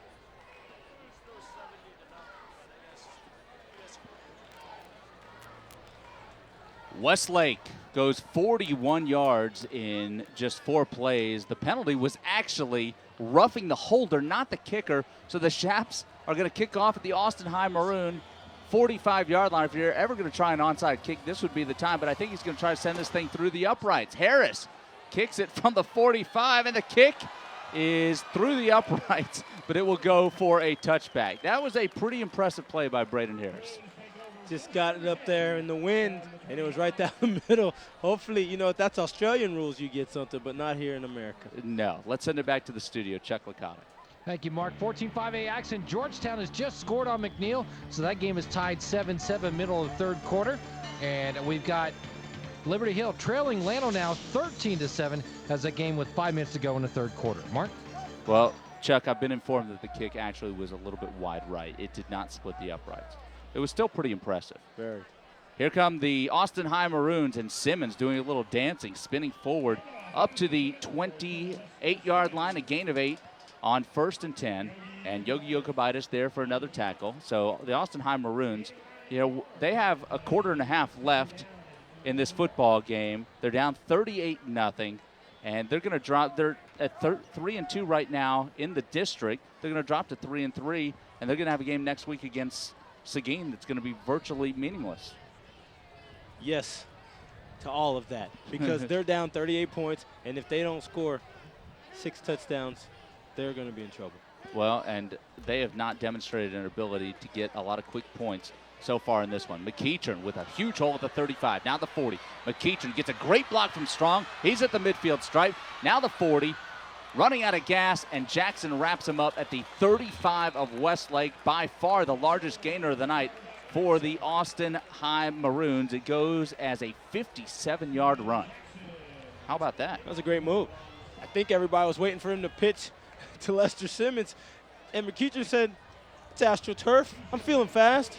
Something's got to happen. I've got the ball. Just cut back left and just take off and see what happens. Go for it. 50 yards is 50-plus yards is a very good run for a quarterback. Well, the Chaps still have their first-team defense out there, but a lot of those guys have their hands on their hips. They appear to be a little bit tired right now. Wide side of the field is the right side for Hayes McEachern, the senior quarterback, who's passed for almost 1,400 yards on the season. Play action. Defense did not bite. McEachern's in jail. Somehow eludes the sack.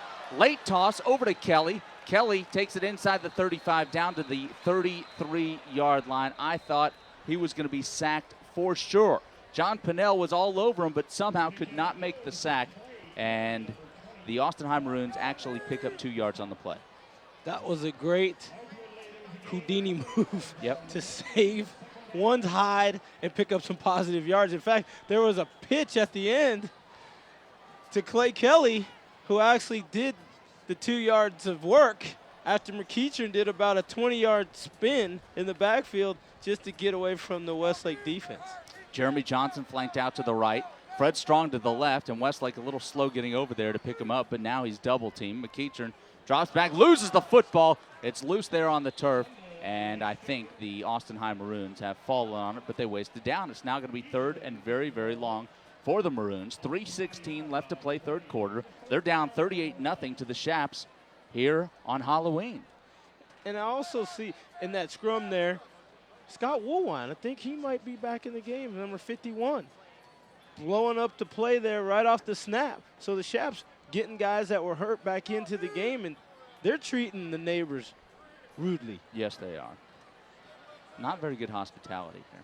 But I know the crowd is actually being treated very nicely. It's just the players. Out of the shotgun, here's McEachern to pass, throws across the middle. It's going to be incomplete. Coverage was there, and I think we might have a pass interference call. As Zach Coppinger was there playing a little defense. It was intended for the tight end, Brian Saucedo. First time the McEacherns looked his direction, and there was a little contact before the ball got there. And here's the call from our official. Referee, Jim Van Geffen. Pass interference against the defense. Spot penalty, automatic first down. So that's a big play on 3rd and long. Well, I mean, I guess you got to put it all into perspective. Big play late in the third quarter, 2:40 left to go in a 38-0 game. But if the shutout is important to you, if you are Derek Long and Lane Grigg, the head coach, or the defensive coordinator, and they badly want to pitch a shutout, and you keep the drive alive. So a first down as they fake the toss and hand it off inside to Clay Kelly, hurdling a man And Clay Kelly picks up close to 8 yards. A flag is down on the field, and we'll have to check this call. And coming up in a moment, I want to go down to Thomas Lee and check in with him and get a check on the morale of the Austin High Maroons, down 38-0. We'll do that after this call, as now the officials will mark off the infraction against Holding the offense. on the offense. That is a 10-yard penalty. Repeat first down. All right, I believe we are ready to go downstairs to Thomas Lee. And Thomas, the Austin High Maroons, they know that this was a win to get in or lose and you're out type of situation. What's going on down there? Well, they feel pretty confidently. This is an offense that really can put up a lot of points very quickly, Mark. Add more after this play. Well, can they put up 38 points in a little more than a quarter? We're going to have to ask Thomas that in a moment. McEachern back to pass. Great protection, steps up, he'll run at the 30, is chopped down by Donnie Dillard. Now let's rejoin Thomas Lee on the sidelines. Thomas, are you confident that they could score 38 points in the final 14 minutes? Well, Mark, I didn't say I was confident. I said they felt confident on the sidelines. And as I'm sure Steve can attest to, the toughest points to get are the very first ones. So if they can get something up here, then they have a little bit of life breathed into this game. But as you said, time ticking away, under 2 minutes in the third quarter. Are their heads hung down there on the sideline? No, not really. They're staying up. They're trying to get into this game. That penalty there on third down really helped out. Now 2nd and 20. Let's see what happens. All right, out of the shotgun, McEachern passes left. It's caught by Simmons.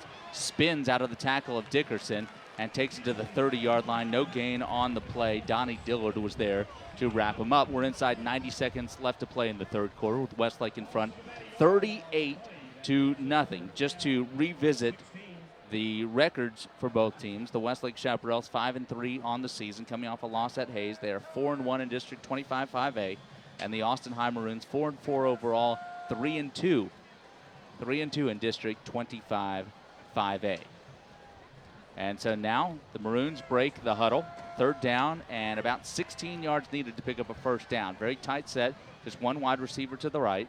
And they send Will Buchanan in motion. Fake the handoff to Simmons. No one bit. Still looking to pass. McEachern fires to the end zone for Strong. Has him. Touchdown, Austin High.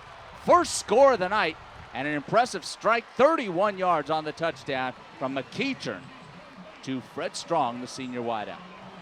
He just kept running, and the defenders stopped. They had him covered underneath and over the top. It seemed like he was double covered.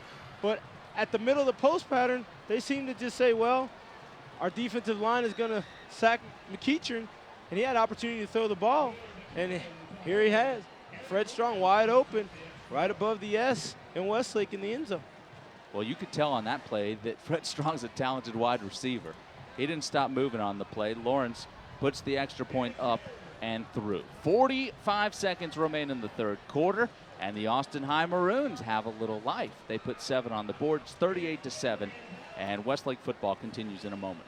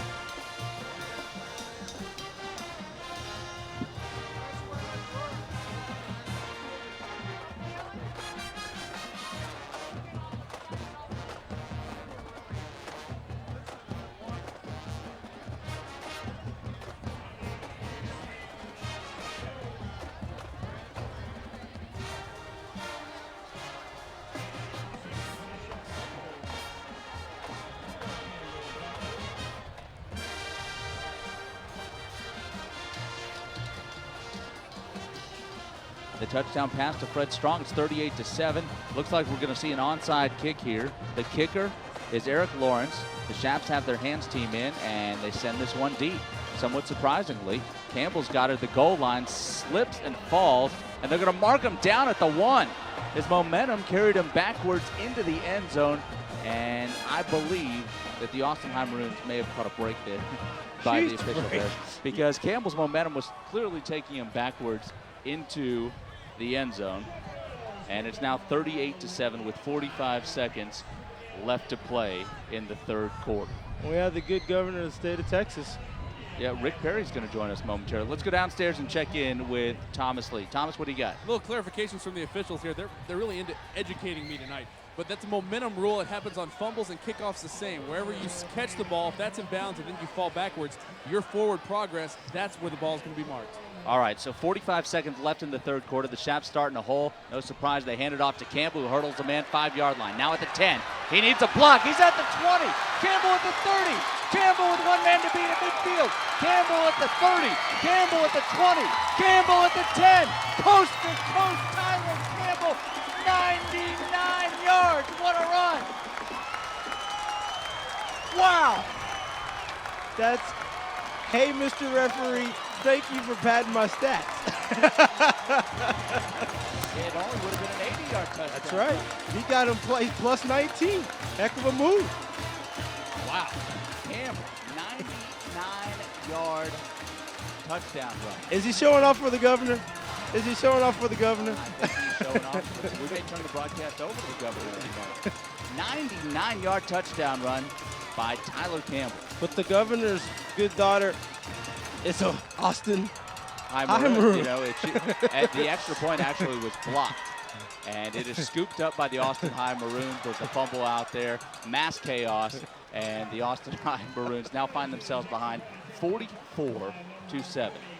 And now we have a headset here for Governor Rick Perry, who's kind enough to join us out here. Good evening, fellas. And we're glad to have you with us, Mark Honig and Steve Foster. There he goes again on the replay. With Rick Perry. And actually, I don't think his daddy even had one 99-yard scrimmage, did he? I don't think so. Well, what about your assessment of this game? Now, you live in the Austin High District. Your daughter's a cheerleader at Austin High. This is just like Thanksgiving, fellas. There's no doubt about who I'm for here, and my team is behind 44-7.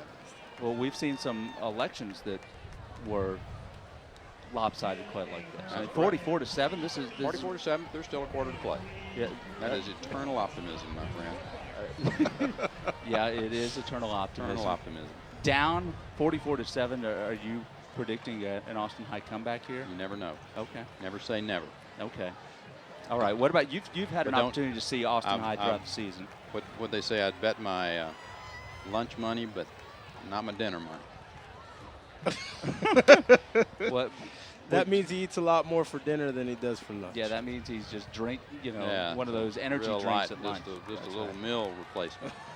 27 seconds left in the third quarter here, 44-7. You've had an opportunity to see Austin High play a lot, and Fred Strong and Lester Simmons and McEachin, they're good football players. They are. Their talents really have not been able to show tonight for the Austin High Maroons, and a lot of that credit goes to the Westlake defense. You know, all three, particularly Lester and Fred, have an opportunity to play some college ball, and I know I think University of Houston's taking a look at Lester. Oklahoma's obviously really interested in Fred, so hate to see any of our talent leave the state, but I know they get the opportunity. I'm really proud for them to be able to play ball past high school and further their education. Now, most of the people in our listening audience know that you are a former Texas A&M Aggie. If I'm not mistaken, you were part of the... Let me correct you on that. There's no such thing as former Aggie. That is always, forever, till the end of time, eternally. With all due respect, Governor, there's got to be a place for people who can't get into the University of Texas to go to school. There you go. There you go.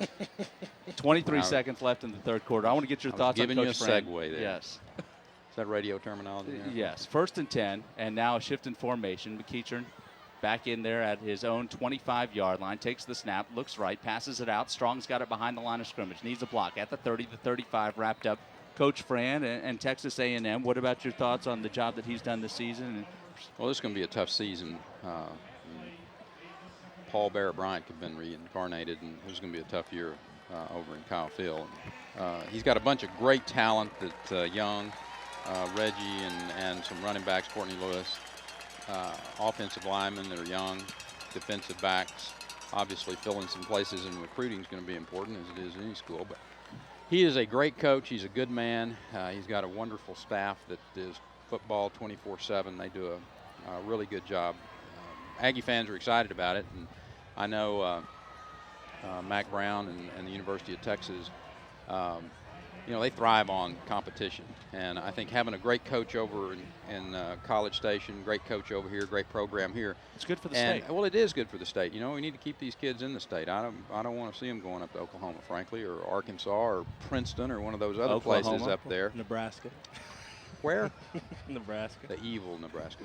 Right. End of the third quarter, start of We'll the see fourth about quarter them here. tomorrow. Okay, Governor, no problem. 44-7. We're joined by Governor Rick Perry, and we'll have more with him coming up in a moment. After the 2nd and 4 play, after the change in direction, the Austin High Maroons have it at their own 36-yard line, moving from our left to our right. 5 wide receivers, 3 to the left of McEachern, who's looking left. Now looks across the center of the field, overshoots Lester Simmons, and it falls harmlessly to the ground, incomplete. 44-7 our score, just underway in the fourth quarter. Now, I had an opportunity to see you in the press box up in Dallas at the Cotton Bowl, and I've always been Texas impressed. OU. Yes, Texas OU.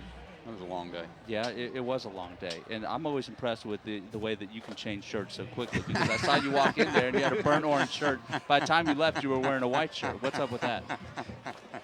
That's not the truth. No, you did have You the sound burnt like orange some shirt. of the people that were in the other campaign last year. Yeah. Oh.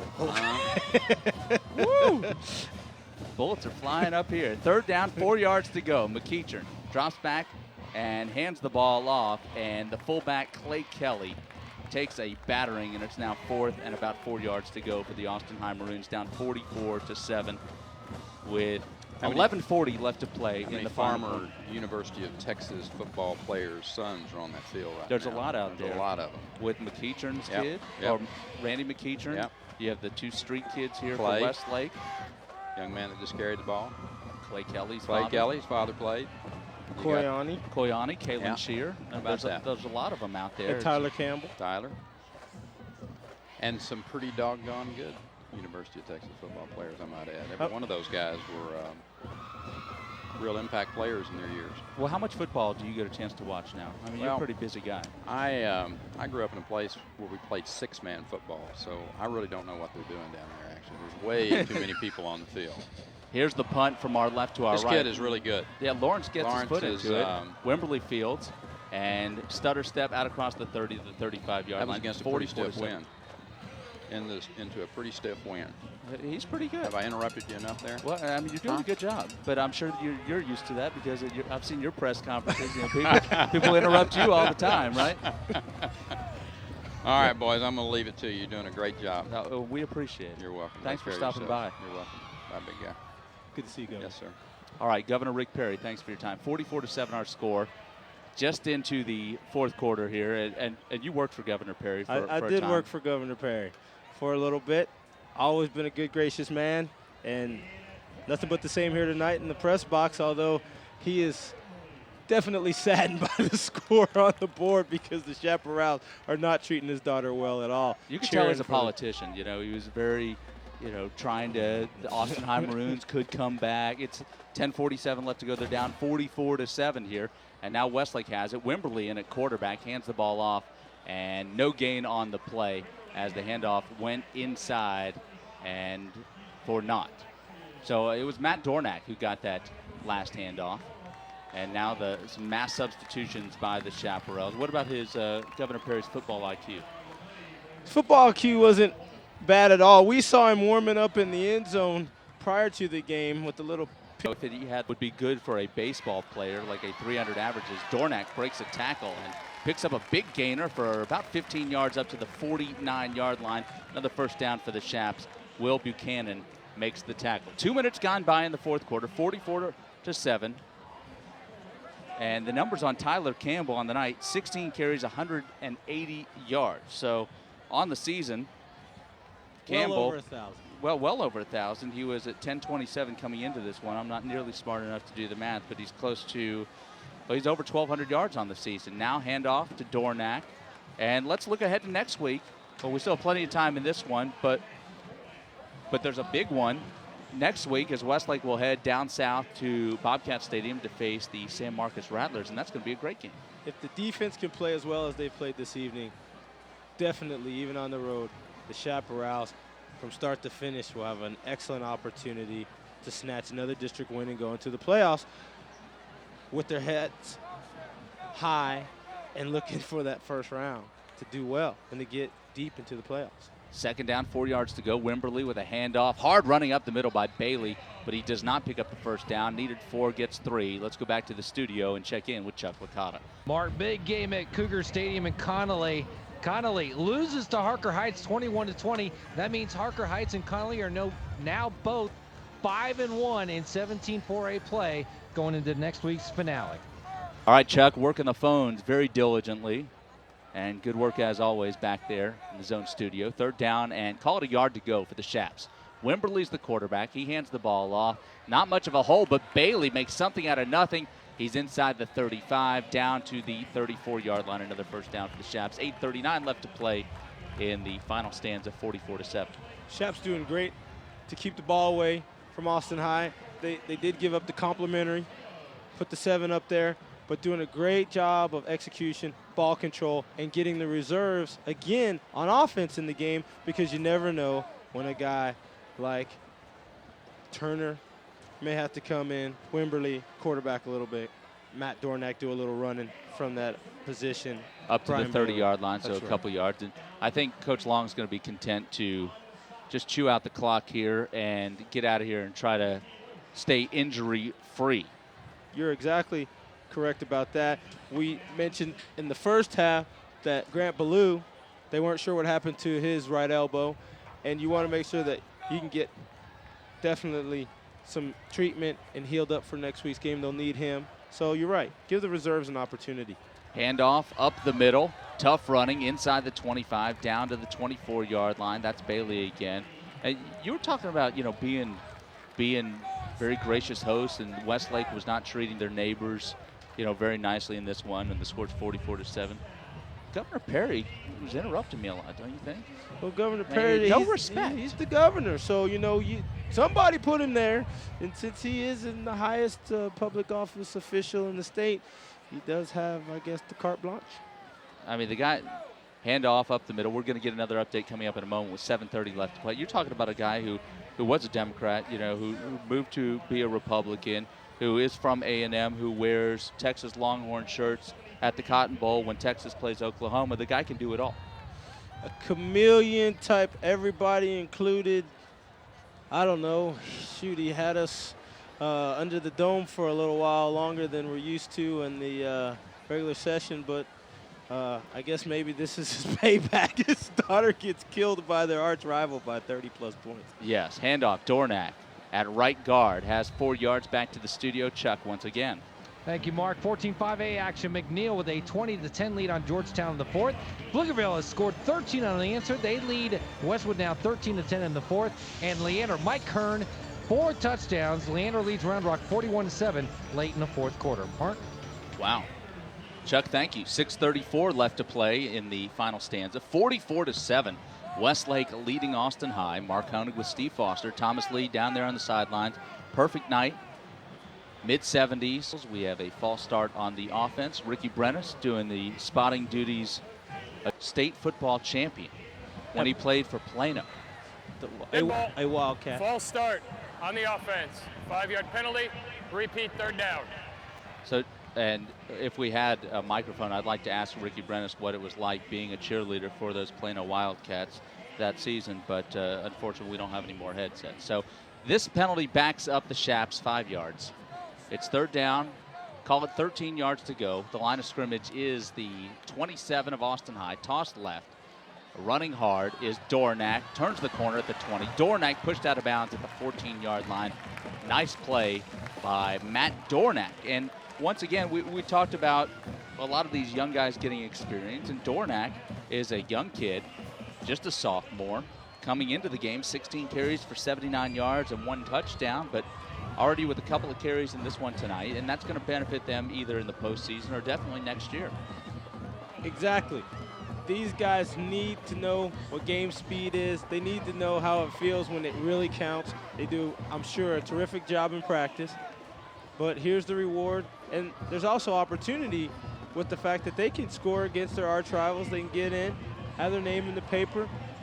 It seems like this game is well in hand. In fact, they could probably kick a field goal here if nothing else. If they don't pick up the first down, that's almost automatic for Harris this short of the end zone. But you got a lot of guys coming in I mean, not exactly mass substitutions, but a great opportunity for some reserves, and look for them to score here, either by the run or the pass. Westlake 6 of 6 on third down conversions in the second half. Staten Job to the right, Mark Flood to the left. And Wimberley hands the ball off, and no gain on the play. This time Dornack wrapped up. Dornack 7 carries, 37 yards on the night. Inside 6 minutes to play, fourth quarter. We invite you to stay tuned for the post-game show. We'll give you stats, we'll give you highlights. Also, Chuck Licata will get you caught up on all the scores. Also, a special thanks to all of those listening here at Chaparral Stadium. We appreciate seeing a lot of those headsets out there. You guys listening to the games throughout the season. Wimberley with a handoff up the middle. Enormous hole at left guard, and down to the 10-yard line goes Vollmer. Justin Vollmer with a carry. And just his 10th carry of the season. And he picks up 3. And so it's third down and 7 yards to go for the Westlake Chaparrals. 5 minutes exactly left to play in the game. Staten Job, the wide receiver, to the right. It's William Ball, tight end, set up on the left. And Mark Flood, check that, McElroy to the left. Handoff inside. This is Dornack. Starts left, cuts back right. He's inside the 5, down to the 3-yard line. Westlake all over Austin High tonight, 44-7. With 4:40 left to play in the game, and it's fourth down, a yard needed for the Chaps. Are they going to go for it? Are they going to kick the field goal? We will have to see. They're going to go for it. And into the game comes Kyle Adams, the 211-pound sophomore who had a catch in the opening half, his first catch of the season. Hard running by Vollmer on that last time. I thought it was Dornack. It was Vollmer. And now split backs. Staten Job to the right, McElroy to the left. Fourth and about a yard. Toss right. It is Dornack hurdling a man. I believe he got the first down, but then he really took a pop there by the Austin High defense. Joe Hutchins on the tackle. And are they going to say no? Are they going to say that he didn't get the first down? I thought he got it, but apparently I was wrong. First and 10 coming up for the Austin High Maroons. 4:08 left to play in the game. We're going to take a quick break all over Austin High.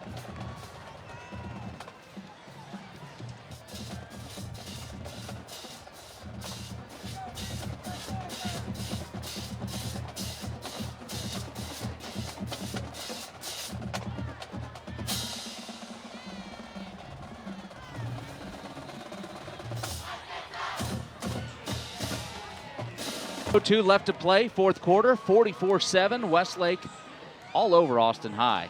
On first and 10, McEachern's pass was a little bit short, thrown out to the left sideline. It falls incomplete, so second and 10 coming up, and that stops the clock, obviously. 4:02 left to go. What about Derek Long? And you think he's going to be pleased with the way his team played, beating up on an arch rival like this? Now 12-0 all-time against Austin High? Certainly, because it also vaults them into the playoffs. Yeah. You're absolutely right. It pretty much locks up that third playoff spot. Play action. They handed to the second guy. It is Clay Kelly, and Kelly across the 5 to the 6-yard line. And third and long coming up. Westlake, when they go into the playoffs, they will be the D1 representative. So they represent the large schools. I think Bowie is the only other school in the district with a larger enrollment. And they will face, in the first round, probably either Judson out of the San Antonio area or San Antonio Madison, 2 very good programs. So we're going to see how that thing shakes out in the next couple of weeks. McEachern hands the ball off on third and long. It is Simmons breaking outside. Simmons at the 25, Simmons the 30, the 40. Simmons with one man to beat, and the Chaps finally make the stop at the 35-yard line of Westlake, and it was Scott Stewart who chased down Lester Simmons, his biggest run of the night. Very impressive down the left sideline all the way to the Westlake 36-yard line. I'm surprised that Lester Simmons was caught. It looked like he had enough foot speed to outrun the defender, but, you know, sometimes. Well, a lot of it's angles, too. Well, he could straighten out the angle. This guy has 16 touchdowns on the season. So, but it was a great run nonetheless, and it gives the Maroons an opportunity to put some more points on the board for the good governor, maybe. Maybe put some more on 58 yards. 58 yards. On the game. McEachern. This time handoff. Simmons looks like he's running with new life, bouncing off tacklers. He's down to the 15-yard line. That time, A gain of close to 20. 3:03 left to play in the fourth quarter. Let's not forget, this is garbage time at this point. And there are going to be some yards that are going to be capitalized on an excellent runner like Lester Simmons. And the game is well in hand, but it's good to see Austin still running hard. And Lester Simmons, a quality athlete, great back, running hard against whoever he lines up with or against. Vollmer made that last tackle. Wide side of the field is the left side. It's a handoff. Simmons is drilled. Donnie Dillard drills him and then helps him to his feet. Well, that was a pretty classy play by Dillard. I think he wants to tackle him again before the time runs out. I mean, he's been all over the place tonight. 2:33 left to play. 44-7. Chuck Licata scrambling right now back at the zone studio, trying to get all the scores around the area. Another reminder, tomorrow morning, pregame 7 o'clock, Texas getting ready to face Nebraska. Actually, we're going to check in with Chuck Licata in a moment. Now second down and long. Toss left. Simmons with a hole at the 15, the 10. Cut back right, the 5. Dives to the end zone. Another touchdown for Austin High. Lester Simmons from 15 yards out scores, and the Austin High Maroons into the end zone for the second time tonight. This now is window dressing, but still hard running by Lester Simmons. He's been basically corralled all night, so it's good to see a tough, good running back get him some yards and some points at the end of the game. You got the running back bias. No as a doubt. Former No doubt. running back. No doubt. Well, Chuck, stand by. After this extra point, we're going back to you. 2:06 left to play, fourth quarter. 44-13 our score. High snap, they get it down. Buchanan got it down nicely, and Lawrence bangs it through. Chuck, what do you got? Thank you, Mark. In the fourth quarter, it's Hayes all over Seguin, 31-3. Final in from Georgetown. McNeil beats Georgetown 20-13. Meantime, Pflugerville continues to 10 that game in the fourth quarter. Update for New Braunfels. New Braunfels Canyon pulling back late third quarter, and a final from Taylor. Taylor beats Lampasas 33-10. And Mark, I'm just wondering, did Earl Campbell ever have a 99-yard touchdown run in his career? I don't know, Chuck. You're the one back there with all the stat books. I have no idea. I don't have a clue, but that was quite a jaunt there. What was the longest touchdown run you ever had? In high school, 67 yards. Could have ran for 99, but didn't need to. What do you mean you didn't need to? You never had the opportunity? You couldn't break a tackle or something, or what? Or you're saying your 67-yarder, you could have gone for 99? That's right. But we had a great team. We did lose to Odessa Permian and Britt Hager, an outstanding linebacker for the University of Texas, has career and season tackle records that have been standing for a long time. So it's hard to overcome him, especially at Ratliff Stadium. Yeah. Well, now possibly an onside kick, 44-14 our score. Lawrence approaches the football. He'll send it deep.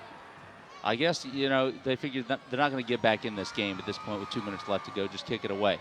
Fielded by Campbell at the 20, or fielded deep and taken out across the 25 and close to the 30-yard line. The Chaps will run a couple of running plays. They will chew the clock, and they will get out of here with their 5th district win of the season. And the drive for 5, so to speak, I believe is going to put them in the playoffs. Yep. And I'm sure Coach Long in his first season as head coach is going to be thankful for that. And they get to go to that 3rd season that they talk about, which is the state playoffs in this great state of Texas. Well, and, when you look at what's left here in this district, Westlake still, they want to beat San Marcos next week. It's Wimberley handing the ball off. Dornack going left, has 2 yards, 2nd and 8 coming up. Minute 54, minute 53, minute 52 left to go, 44-14. The stands have kind of cleared out a little bit. I don't know if everyone went trick-or-treating or what, but we haven't had quite the crowd that we usually have here at Chaparral Stadium because of Halloween. And a lot of the kids who usually occupy the north end zone haven't been there because they've been out getting a bunch of free candy. Why not? If you can either pay for nachos or you can get free candy, what are you going to do? Free candy. Free candy. Wimberley with a handoff. Dornack at right guard. Check that. Vollmer up to the 34-yard line, short of a first down. Minute 18, minute 17, minute 16 left to play. The clock continues to move. Again, after this one, Thomas Lee will grab Derek Long, get a couple words with him. Welcome him to the playoffs. Yes. As a head coach. And William Ball and Cook go out to the right. Staten Job to the left. Also a slot left. Wimberly with a handoff up the middle. The Chaps have the first down, and actually that's going to stop the clock with 47 seconds remaining in the game. Turner can work on his kneel down now. Couple snaps and this ball game will be over. It was hard fought. It was a backyard neighborhood battle. It's a lot more lopsided than we expected, though, Mark. I was really surprised, but that's what happens when you have so many turnovers by one team. Yep, and we saw that last week. That really hurt the Chaparrals. 29 seconds left to go. Wimberly will drop back and more than likely take a seat. No, he hands the ball off, up the middle run. That's going to do it the last play in this one. The clock will continue to move down. The fans will head to the exits, and our statistician will work madly to try to compile these post-game stats. 9 seconds, 8 seconds, 7 seconds, 6 seconds, and that's going to do it. 44-14 our score. The Westlake Chaparrals improved to 6-3 overall, 5-1 in the district, while Austin High drops to 4-5 overall. They are 3-3 in District 25. 5A. Are you? You said you were a little surprised at the lopsided score. What were you predicting entering this game? I don't know if I ever had a prediction, but I just thought it would be, a 2-touchdown or a 10-point situation. Not that the Westlake Chaparrals put on the Austin High Maroons, just because of how well they've been playing in the last few weeks. Well, and turnovers and field position were the big factors in the opening half, because Austin High really hurt themselves with the 2 interceptions, the 1 fumble, and Westlake was playing with the short field. They were able to take advantage of it. They took advantage of it, but your first comment about turnovers, that's the almighty kicker in this game.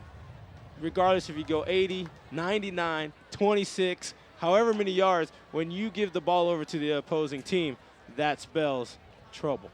Yeah, it absolutely did. And one of the keys that you said, they had to control the big three in McEachern, Strong, and Simmons. Simmons and Strong actually get touchdowns. Turnovers and field position were the big factors in the opening half, because Austin High really hurt themselves with the 2 interceptions, the 1 fumble, and Westlake was playing with the short field. They were able to take advantage of it.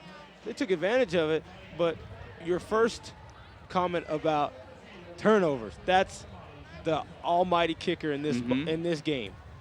Regardless if you go 80, 99, 26, however many yards, when you give the ball over to the opposing team, that spells trouble. Yeah, it absolutely did. And one of the keys that you said, they had to control the big three in McEachern, Strong, and Simmons. Simmons and Strong actually get touchdowns in the second half, but as you said, garbage time. But for the most part, they were able to contain them. Well, Thomas Lee is with Westlake head coach Derek Long. Let's send it downstairs to him. Thomas? Coach, congratulations on the victory, and with the victory, getting into the playoffs in your first year. What are some of your thoughts after this game? Well, after the week I've had, that's pretty exciting feeling, to be honest. Tough one last week. The kids really responded this week. They've, just like all year long, they've worked hard, and, it paid off tonight. They played a good game.